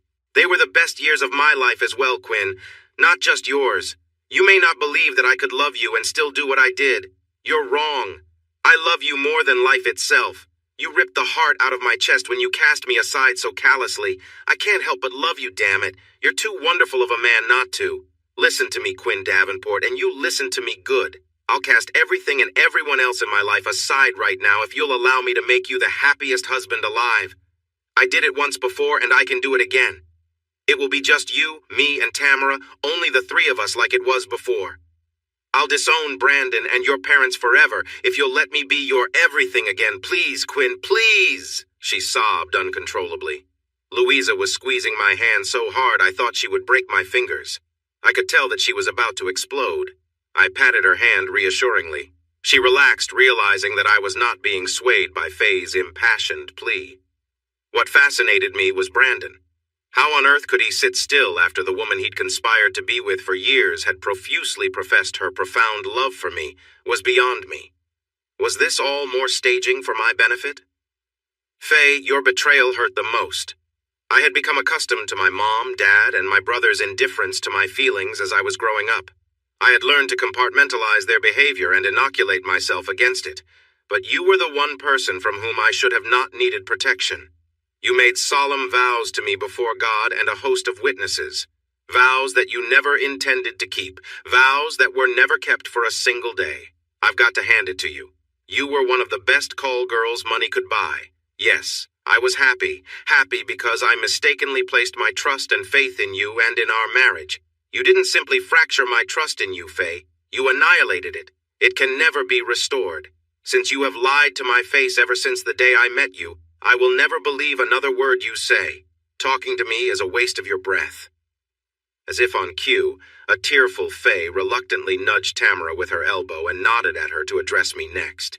Daddy, I'm so sorry I pushed you away when you and Mom separated. I'm ashamed of myself for acting like a spoiled brat. I was wrong. I love you, and I never wanted anything to come between us. You're the best daddy in the whole world, and I really mean that. Our families are struggling right now trying to make ends meet. I don't want to be a burden on anyone, so I was wondering, would you please take me back and let me come live with you and be your daughter again? I promise I won't be any trouble. You'll hardly even know I'm there. I looked at my former daughter who had clearly been coached. The four villains must either be more desperate than I had previously believed to sacrificially offer her to me this way, or they were scheming to plant a spy in my camp. That was unmistakably the case, and it angered me that they were coaching her on how to manipulate me. I'm sure you mean well, Tamara, but your real parents would be devastated if you were to ever leave them. As you know, I've introduced Louisa here as my bride Tobe. When we get married, we will be working on having a family of real children, just like you are to your mom and dad. I'm sure your real parents would never part with their real daughter. You're right where you belong. I could never live with myself separating you from them. I love you too much to ever let that happen. The group of five looked at me with contempt. The only one crying honest tears was Faye. She was an enigma to me. Could she genuinely still love me in some incomprehensible way? The situation in which they all found themselves was of their own making.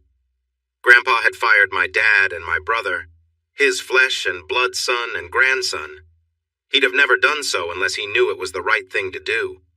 If I were to hire either of them back for any reason, it would seriously undermine Grandpa's confidence in my ability to perform the job he tasked me with. A niggling thought planted a seed in the back of my mind. We finished our meal in silence. I'm certain I would have been yelled at by them under different circumstances, but decorum spared me. After finishing our meal, I stood and took Louisa's hand in mine. Believe it or not, I'm glad we've all had this chance to air our grievances. Now that we all know where we stand, Louisa and I will take our leave. Since you're all here at my invitation, I'll take care of the check. Please take your time. Louisa, shall we? We paid the check and left them there with their thoughts. Now that we all had the chance to openly express ourselves, hopefully their future urgency to communicate with me will abate. Besides, now I have several tasks to take care of. I instructed our HR department to treat Brandon the same as my father concerning recommendations. Any calls requesting references would not be met with appealing responses. Unable to secure another high-paying position in a large business, he took a job as an assistant auto parts store manager. I wanted some serious retribution on the woman who betrayed me the most. I took 2 measures to impact her directly. First, I sent a copy of the recording Jerry made during my intervention. Faye's admission that everything said was 100% true got her fired from her job for FMLA fraud. Her employer also sent notices to all other dentists and orthodontists in the county. No one else would hire her in that field. She finally landed a job as a bank teller, but I wasn't done. On the advice of my attorney, I stopped the divorce action against Faye. Then we turned right around and filed for an annulment owing to the fraud and deception that had been perpetrated on me from the very beginning. That recording was worth its weight in gold. An annulment would be as if we had never married. She would be forced to resume her maiden name, Dunham at least, until she married Brandon. I realize it was petty, but just the aggravation I was causing her by having to go through that process made me smile. My attorney managed to arrange an initial hearing quickly. The judge had listened to the evidence but ordered verification of Tamara's paternity via DNA analysis before proceeding. I was happy to oblige. Dad remained unemployed, Mom had never worked, and Brandon had taken a huge cut in his income, yet neither had put their lavish homes up for sale. Faye's bank teller income couldn't be keeping Brandon afloat. It would be spent primarily on Tamara. I would have thought that some downsizing might have been in order for both households. Yet they still maintained their memberships in the expensive, prestigious country club to which they belonged. Something wasn't adding up. My thoughts began to crystallize. The following day, I hired a forensic accountant to analyze the company's financial records, searching for any anomalies. I instructed my staff to allow them access to any records and information that was requested. I made it clear to them that nothing was to be withheld. 2 weeks later, a comprehensive report revealed that over the past 20 years, slightly more than $7 million had been embezzled through 2 shell companies that existed only on paper. These 2 entities were presented as suppliers of raw materials used in paint manufacture. However, the materials purported to be provided were duplicates of other genuine invoices for legitimate materials received and used. Each one of the falsified bills of lading delineating the non-existent materials was signed by the same man, the head of our receiving department, Fred Rice. Fred was nearing retirement. I had always liked him and would never have suspected his involvement in anything underhanded. A thorough analysis exposed the fact that one of the shell companies was overseen by Brandon Andrew Davenport and the other by Brandon Andrew Davenport, Jr. My brother had been involved in the embezzling scheme even while he was still in high school. Dad had to be the mastermind to set everything up. Suddenly, Brandon's expensive Corvette graduation gift now made perfect sense. The falsified invoices averaged just under $30,000, $0 per month, totaling nearly $350,000, $0 per year. It was a systematic siphon that was always supported by legitimate purchase orders. When I finally presented all of the evidence to Grandpa, every I was dotted and T was crossed. I didn't want him to think I was trumping up charges for petty retribution of any kind. He told me that he had suspected that something shady was going on with the financial numbers right under his nose at the plant, but never suspected his son and grandson as the culprits. The forensic accountant laid out an impressive, easy-to-follow path for laymen to understand and explained it once again to the police department financial crimes detectives. Fred was brought in for questioning and booked after his confession. He'd been paid $2,000 per month for his part, clearing $480,000. 0 over the 20-year time frame. What was most interesting is that Fred had continued signing and processing the fake materials receipts even after Dad and Brandon had been fired. Here they were pleading poor mouth to me while they were still being remunerated like kings. Grandpa, as the CEO, sadly pressed formal charges against the 3. They were arrested, charged with felony theft, and released on low bail since the crimes they were accused of committing were non-violent. I fully expected some scathing responses from them, but I had no idea what form it might take. Louisa was prepared to deflect them should they call the office, but there wasn't a single call attempt from any of them. It was eerily unsettling. My attorney indicated that DNA results confirmed that I was not Tamara's biological father. The final annulment hearing had been docketed to take place in 3 weeks. I urgently wanted to be legally free of Faye. Louisa had taken a day off to spend visiting Juan, her father. The temp who took her place for the day was unfamiliar with my circumstances and put a call through to me from Tamara. Not wanting to air dirty laundry in front of the temp, I said nothing to her but decided to treat it as a formal call. "This is Quinn Davenport." "Hi, Tamara. How are you?" I said in an upbeat voice. Sniffling, she replied, "I didn't know who else to call. A boy I know from school brought me out here to the quarry. He was getting too fresh, so I slapped him hard to discourage him.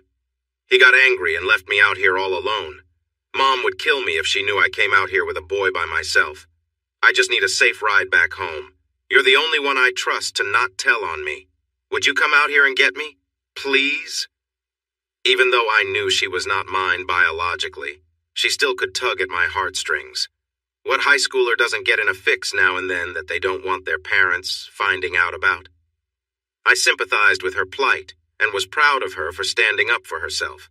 Sure, Tamara, I'll be there as soon as I can. Give me about 25 minutes. Meanwhile, if any other kids show up before I get there, just stay out of sight in the woods until I arrive. Thanks for coming to my rescue. You're the best. I'll be waiting, she advised. I informed the temp that I would be out running an errand for a while, and for her to take messages until I returned. There is a swinging gate at the quarry about 50 yards from the parking lot where most teenagers park to make out. The parking lot itself is about 50 yards from the edge of the quarry, which is a steep drop-off to the bottom, 140 feet below. Huge boulders lined the bottom. Many rock climbers would scale the ledge to the bottom for practice in honing their skills. The chain to the gate had been cut as usual as the unwanted visitors ignored the many posted no trespassing signs. I didn't see any other vehicles present, which was as expected. I called out to Tamara and was blindsided by the response. She isn't here, Brandon said as he moved out from behind a tree. That's right, Quinn, Faye concurred as she revealed her presence as well. What? I exclaimed. If that's the case, then why are you two here? What's going on? Tamara was never here, Quinn. She made that call from school as we asked her to do. Faye and I just want to have a little talk with you and Grandpa to clear up some things and hopefully set a few things right again, Brandon said placidly. Look, all we want to do is talk, okay? Grandpa doesn't know the truth about what's going on. We want a chance to explain our side of the story. That's all this is, all right? Well, if you want to talk to him, why didn't you call him instead of dragging me out here? Grandpa isn't taking our calls because he believes we're on opposite sides thanks to you. But he'll take your call. That's why you're here. We want you to call him and ask him to come here to meet you so we can talk to you both. After we've said what we need to say, we'll leave you alone. Fair enough, Brandon said convincingly. I don't like being used like this. If you want to explain something to Grandpa, why not just send him a letter? That should work just as well. I explained. A letter is not the same as in person, and you know it. Besides, we'd never know if he would just throw it away without reading it, Brandon surmised. Look, I'm not going to get in the middle of anything between you and Grandpa. You need to work that out on your own without me. I want nothing to do with this. I'm leaving. Not so fast, Brandon advised as he pulled out a handgun from behind his back. Listen, Quinn, I don't want to hurt anyone. I just want to talk to Grandpa, okay? Here, read this to him when you call him. Make it sound convincing, okay? After I've said my piece, you'll both be free to go. I swear, he expounded. I took the note from him and reviewed it. Be convincing if you know what's good for you, Brandon urged as he aimed the gun right at my head. I took my cell phone out of my pocket and dialed Grandpa's number. Hi, Grandpa, it's Quinn. Look, I'm in a bit of a bind at the moment and wonder if you'd mind giving me a hand. Brandon was listening to my side of the conversation for accuracy to the prepared script. What happened is, I'm out at the old quarry and the car is stuck. I can't get it out. Louisa is here with me and we got stuck in some mud.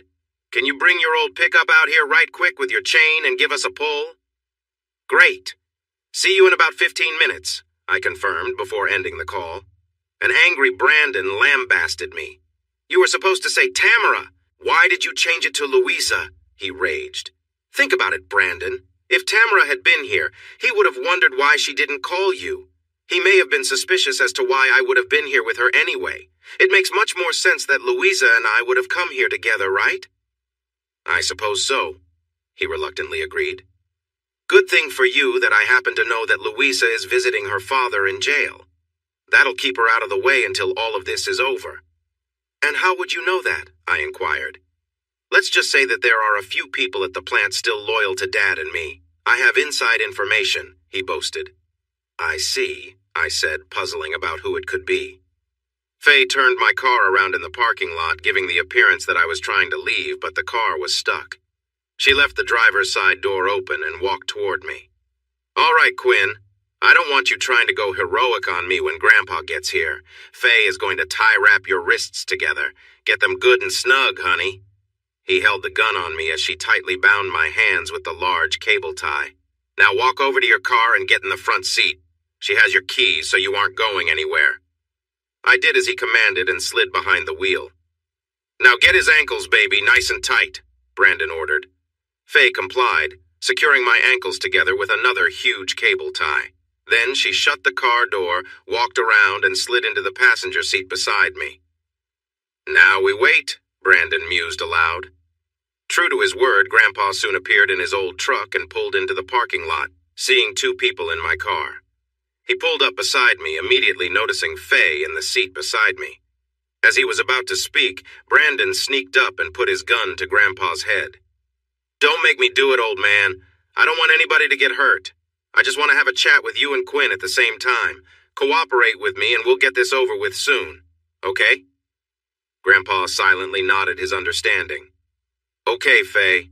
Secure Grandpa the same way you did Quinn. She did as instructed and took the truck keys. All right, get Quinn to hop over here and get in the truck beside Grandpa.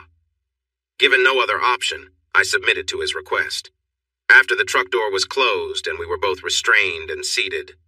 All right, honey. I don't want to hear any of their back talk while I'm saying my piece. Tape their mouths shut. She complied. While she was doing that, Brandon dropped down behind one of the front tires and loosened one of the hydraulic brake bleeder valves. Of course, we could not see what he was doing. After both of our mouths were silenced, Brandon began his speech. Dad and I are completely fed up with you two. You've tried to destroy our lives and we're about to have our revenge. I don't know what you said or did to get Grandpa to turn on us, Quinn, but it ends today, right here and now. You just couldn't leave well enough alone, could you? When Dad and I began using the plant as a cash cow, he felt it was owed him. He worked hard for many years, yet you greedily wouldn't let go of a stinking share of stock, would you, Grandpa? That's right, Quinn. Dad brought me into his plan because he knew he could never trust you, the pansy of the family, Mom's favorite daughter. Even today she dreams about the two of you frolicking around dress shopping together. He laughed mockingly. So all we did was get what was coming to us anyway. We've done things you never dreamed of. Dad and I have gone to Vegas many times to engage in high-stakes gambling. We lost most of what we had in the bank, but were treated like royalty. I've screwed more gorgeous hookers than you can imagine, and Dad has had his share of paid pussy as well. An upset Faye yelled, You had hookers? Both of you? How could you? You never told me anything about that. Oh, come on, Faye. What did you expect? Did you think I would be happy with just the 3 times a week you and I hooked up? Hell, you fucked Quinn silly every single day. I needed more than what you were able to give me. That should come as no surprise to you. You're the mother of my child. Sure, I agreed to remain single and not marry until Tamara turned 18, but I never promised to remain exclusive. Brandon turned his attention back to Grandpa. Dad and I went through money like water. We realize now that we should have socked away a chunk of it but never imagined things would turn out as they have. But there's still time to fix everything. Dad has checked. Our sources say that while you haven't signed over your shares to Quinn yet, they're earmarked to go to him in the event of your demise. He continued, Well, your demise is about to happen sooner than you planned, old man. You're both about to die. The truck brakes no longer work. Your emergency brake hasn't worked in years. The storyline will be that the two of you met here for a talk. Then the truck popped out of gear, and before you could get out, it went over the cliff, crashed on the bottom, and caught fire, killing you both. Don't worry, we'll hold grand funerals for you two. Grandpa, when you die, all shares will go to Quinn. With Quinn dying while still married to Faye, she will inherit everything. Once she has everything, we'll say that we were framed and produce records to back that claim up with our own records that will show you were blackmailing Grandpa. That way, all charges will be dropped, I'll marry Faye, and we'll have it all. That's why this has to happen before your stupid annulment takes place. A few more weeks and it will be too late. You forced my hand. I wish I could say I'll miss both of you, but we both know that's not true. Comfort yourself with this thought, Quinn. When I seduce Louisa and fuck her senseless, it will be my name she'll be screaming out in lust, not yours. Hell, I may even breed her and give your fiancé a baby as I did your wife, Faye. Brandon walked the 50 yards to the edge of the cliff where 5 plastic gallon-size used milk jugs had been filled with gasoline. He grabbed them one by one and tossed them over the edge to the bottom of the quarry. Each jug burst open upon impact, bathing the boulders below in splashed gasoline. He then lit a wadded piece of paper with a match and tossed it over the side. A thunderously loud whoosh could be heard as the gasoline ignited and caught fire, reaching upward with hungry flames. Brandon sneered as he signed our death warrants. The truck will slowly roll off the edge into the pit of fire I just set for you. With no seatbelts fastened, if you're lucky, you'll die on impact. By the time they find your charred remains and the burned-out truck, Faye and I will be picnicking and hiking with Dad and Mom at the state park. We took some pictures with them there last week. After we join them today, we'll take some more with them. Our alibi is secure. We're not even here. Tamara is the only one who doesn't have a clue what's really happening here today. We'll tell her it was a tragic accident. I can be very convincing. Grandpa and I struggled desperately against our bonds, but were unable to free ourselves. Brandon and Faye each had a large cloth that they doused with chloroform. Simultaneously, they placed the chloroform-laden cloths over our noses. We held our breath as long as we could, but soon succumbed to the anesthetic effects. Grandpa fruitlessly blew the truck horn for a few seconds before passing out. Then everything went black for us both. The miraculous revelations I'm about to share are a reconstruction of events that were told to me by various sources and points of view. When I had called my grandpa earlier at gunpoint, I knew that Luisa was visiting her father, of course, but not at the prison. Her father, Juan Hernandez, had been released early from prison for good behavior that very day, and all three of them had returned to the farm to celebrate his freedom, a fact that Brandon and Dad must have been unaware of. I had hoped that by saying that Louisa was with me at the quarry, it would alert Grandpa that something was seriously wrong. Grandpa wanted to come alone to the quarry to meet whatever danger presented itself. There was no way in hell that Louisa wasn't going with him, and her dad wasn't allowing his daughter to be placed in harm's way unless he was there to protect her.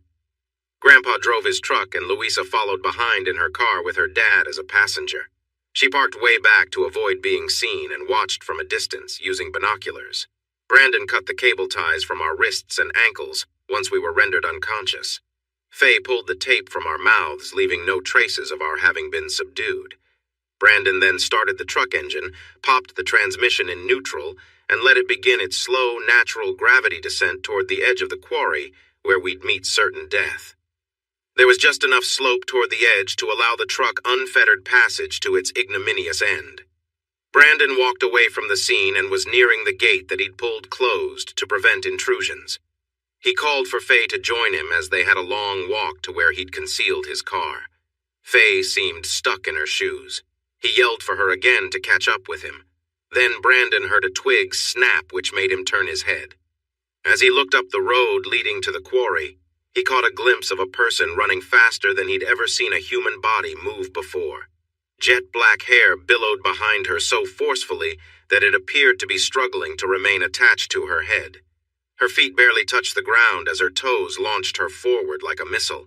He'd never seen anything like it in his life. In mere moments before he even had a chance to react, the blur had barely touched the top of the 4-foot-high barrier with her fingers, moving past him and leaping over it as if it wasn't there. Faye had not yet seen the approaching form. She muttered, "No, it's not right. It's just not right. Maybe he deserves to be punished, but he doesn't deserve to die." Knowing it would be futile to try to jump in the truck and attempt to use the brakes, Faye ran to the passenger door, hoping to pull me out of the careening vehicle. The door was locked. Faye's eyes became as big as saucers as she realized that there was no stopping it. Then she made a decision that I'll never understand to my dying day. Faye selflessly ran in front of the truck, pushing with all of her might to stop it, but there was too much momentum, and she was soon overcome. As her final attempt to undo what she'd helped Brandon set in motion failed, she offered the last thing she could to slow the truck down, her body. Faye threw her body underneath the truck and it jumped up as both sets of tires struck her and ran over her horizontal form. She had nothing left to give, nothing. The speedster had nearly made it to the truck when Brandon realized who it was and what she was trying to do. He grabbed his handgun and aimed it at the flying form, steadying his grip so he could pull the trigger and stop her. Before his finger could squeeze the trigger, the gun was ripped from his hand, brutally breaking 2 of his fingers in the process.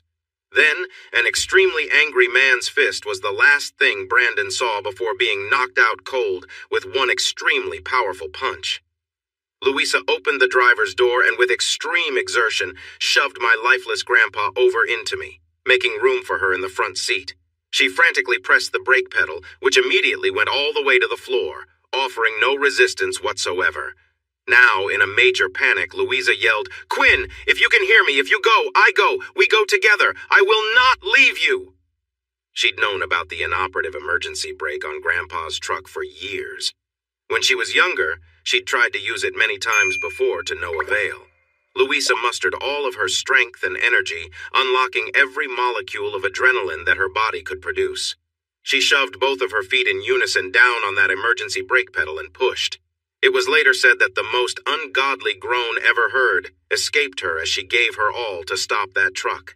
The front wheels slipped over the edge and dropped. What did Louisa do? Did she flee the truck? Hell no. She pressed and groaned even louder as incredible pain tore through her legs. Her muscles begged for her to allow them to collapse, but she would not permit it. Then, miraculously, the truck came to a stop. Afterward, when a mechanic checked the truck in the shop, he said that the solid steel beam emergency brake arm had been bent nearly 45 degrees. The pedal was all the way to the floor. He said he didn't have the strength to straighten it out nor bend it any further, even when using a pipe for leverage. Those emergency brake arms were manufactured much heavier duty in the old days. He had no explanation to offer as to how the hell Louisa did it. Faye, bless her heart, she was a mess. She spent 3.5 months in the hospital. When the truck wheels had run over her body, it slowed the truck down just enough to where Louisa had barely enough time to stop it before going over. But it took its toll on Faye. Her back was broken, and she would never walk again. She would recover but be wheelchair-bound for the rest of her life. When the ambulance and deputies arrived at the scene on the day of our attempted murder, Grandpa and I were treated at the scene and taken to the hospital for observation overnight. The uncertainty about the dosage of chloroform we had received concerned the doctors. We were released the following day. The sheriff's deputies were able to locate the bottle of chloroform used to subdue us, and the small box-end wrench that was used to compromise Grandpa's hydraulic brakes was found in Brandon's pocket with only his fingerprints on it. The gun he'd used to threaten us with was registered to Dad. Brandon's car had been located 1/4 of a mile away. The 4 adults were formally charged with attempted murder, conspiracy to commit murder, kidnapping, and drugging with intent to commit bodily harm.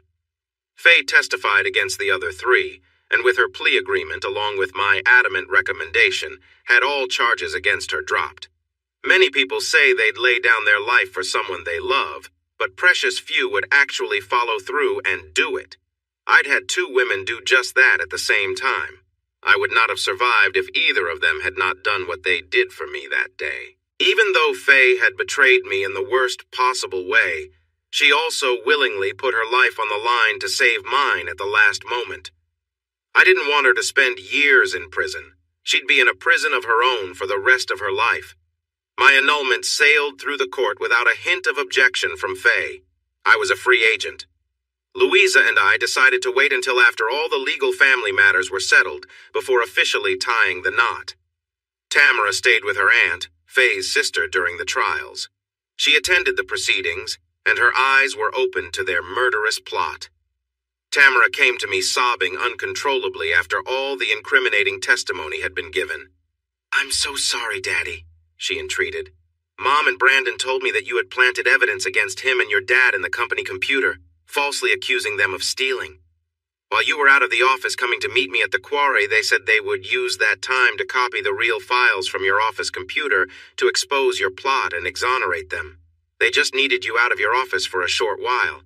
So when I called you that day to come to the quarry to rescue me, the ruse would give them the necessary access time in your office. I had no idea they were lying to me, Daddy, I swear. I thought I was just helping them to clear their names. You were nearly killed, and I helped them do it. I never wanted you hurt, not for a second. I hate what they did to you. Please believe me," she bawled. My attorney successfully sued my parents and Brandon. They were forced to liquidate everything and ended up bankrupt with no other recoverable assets. The proceeds were split between me and the company. Grandpa excluded himself from the lawsuits so that I would receive more. The company would never see full restitution of the embezzled amounts, but judgments were made against them in perpetuity even after serving their sentences. Dad and Mom were sentenced to 20 years each for felony conspiracy with no time off for good behavior. Brandon was sentenced to life without the possibility of parole. As my final altruistic act toward Faye, in light of her permanent disability, suffered for trying to save my life despite everything else she had done, I took a small amount of the money awarded to me from the lawsuits and purchased a small home for her. I had a contractor go through the entire house to make it handicap-friendly. It took some convincing, but I finally talked Tamara into living with her mother and caring for her until she turned 18. Then, as an adult, she could make her own decisions from there. Faye was riddled with guilt and contrition and made it known at every opportunity. She wished Louisa and me every happiness and told Louisa she was getting the finest and most loving man she'd ever met. Juan had been welcomed back at Grandpa's farm with open arms, assuming his former position running the farm. He told me he never regretted a moment spent behind bars for what he did, saying he only wished he'd taken care of Alejandro much sooner. He was not charged with assaulting Brandon at the quarry. He had prevented his daughter's murder, and the DA ignored Brandon's pleas to charge him. Juan said his greatest regret in life was coming between Louisa and me all those years ago. If he'd simply let our hearts lead us to the rightful conclusion, a great deal of pain and anguish might have been avoided. Louisa nor I ever blamed him for anything other than being a protective father. 3 months after the sentencing hearings, Louisa and I tied the knot in a grand ceremony on the grounds of Grandpa's farm. It was a glorious setting. Grandpa had arranged for more flowers than Louisa or I had ever seen in one place. His wedding present was to transfer the stock early with a 20 grand bonus to pay for our honeymoon in Hawaii. We spent 2 magnificent weeks in Maui with day trips to the other islands. It was an experience neither of us could have ever imagined. We located a very nice 4-bedroom upscale home halfway between the plant and Grandpa's farm. We spent quite a bit of time in both places. Louisa and I were blissfully happy. She never had any fear that I would turn on her as Alejandro had done, and Juan called me his son from that day on. Call it luck, call it a miracle blessing from God, call it kismet, or call it a twist of fate. After 17 months of marriage, Louisa gave birth to a healthy baby boy. There was no doubt who the father was. He was my spitting image. We decided against naming him after me. Grandpa's surname is William. Juan's middle name is Martinez. We named him William Martin Davenport after 2 honorable men who we both admired, respected, and loved. Hey everyone! Thanks for watching. Don't forget to subscribe and turn on notifications so you won't miss any of the exciting stories we have coming up. What do you think about the characters in this story? Let us know in the comments. We'd love to hear from you.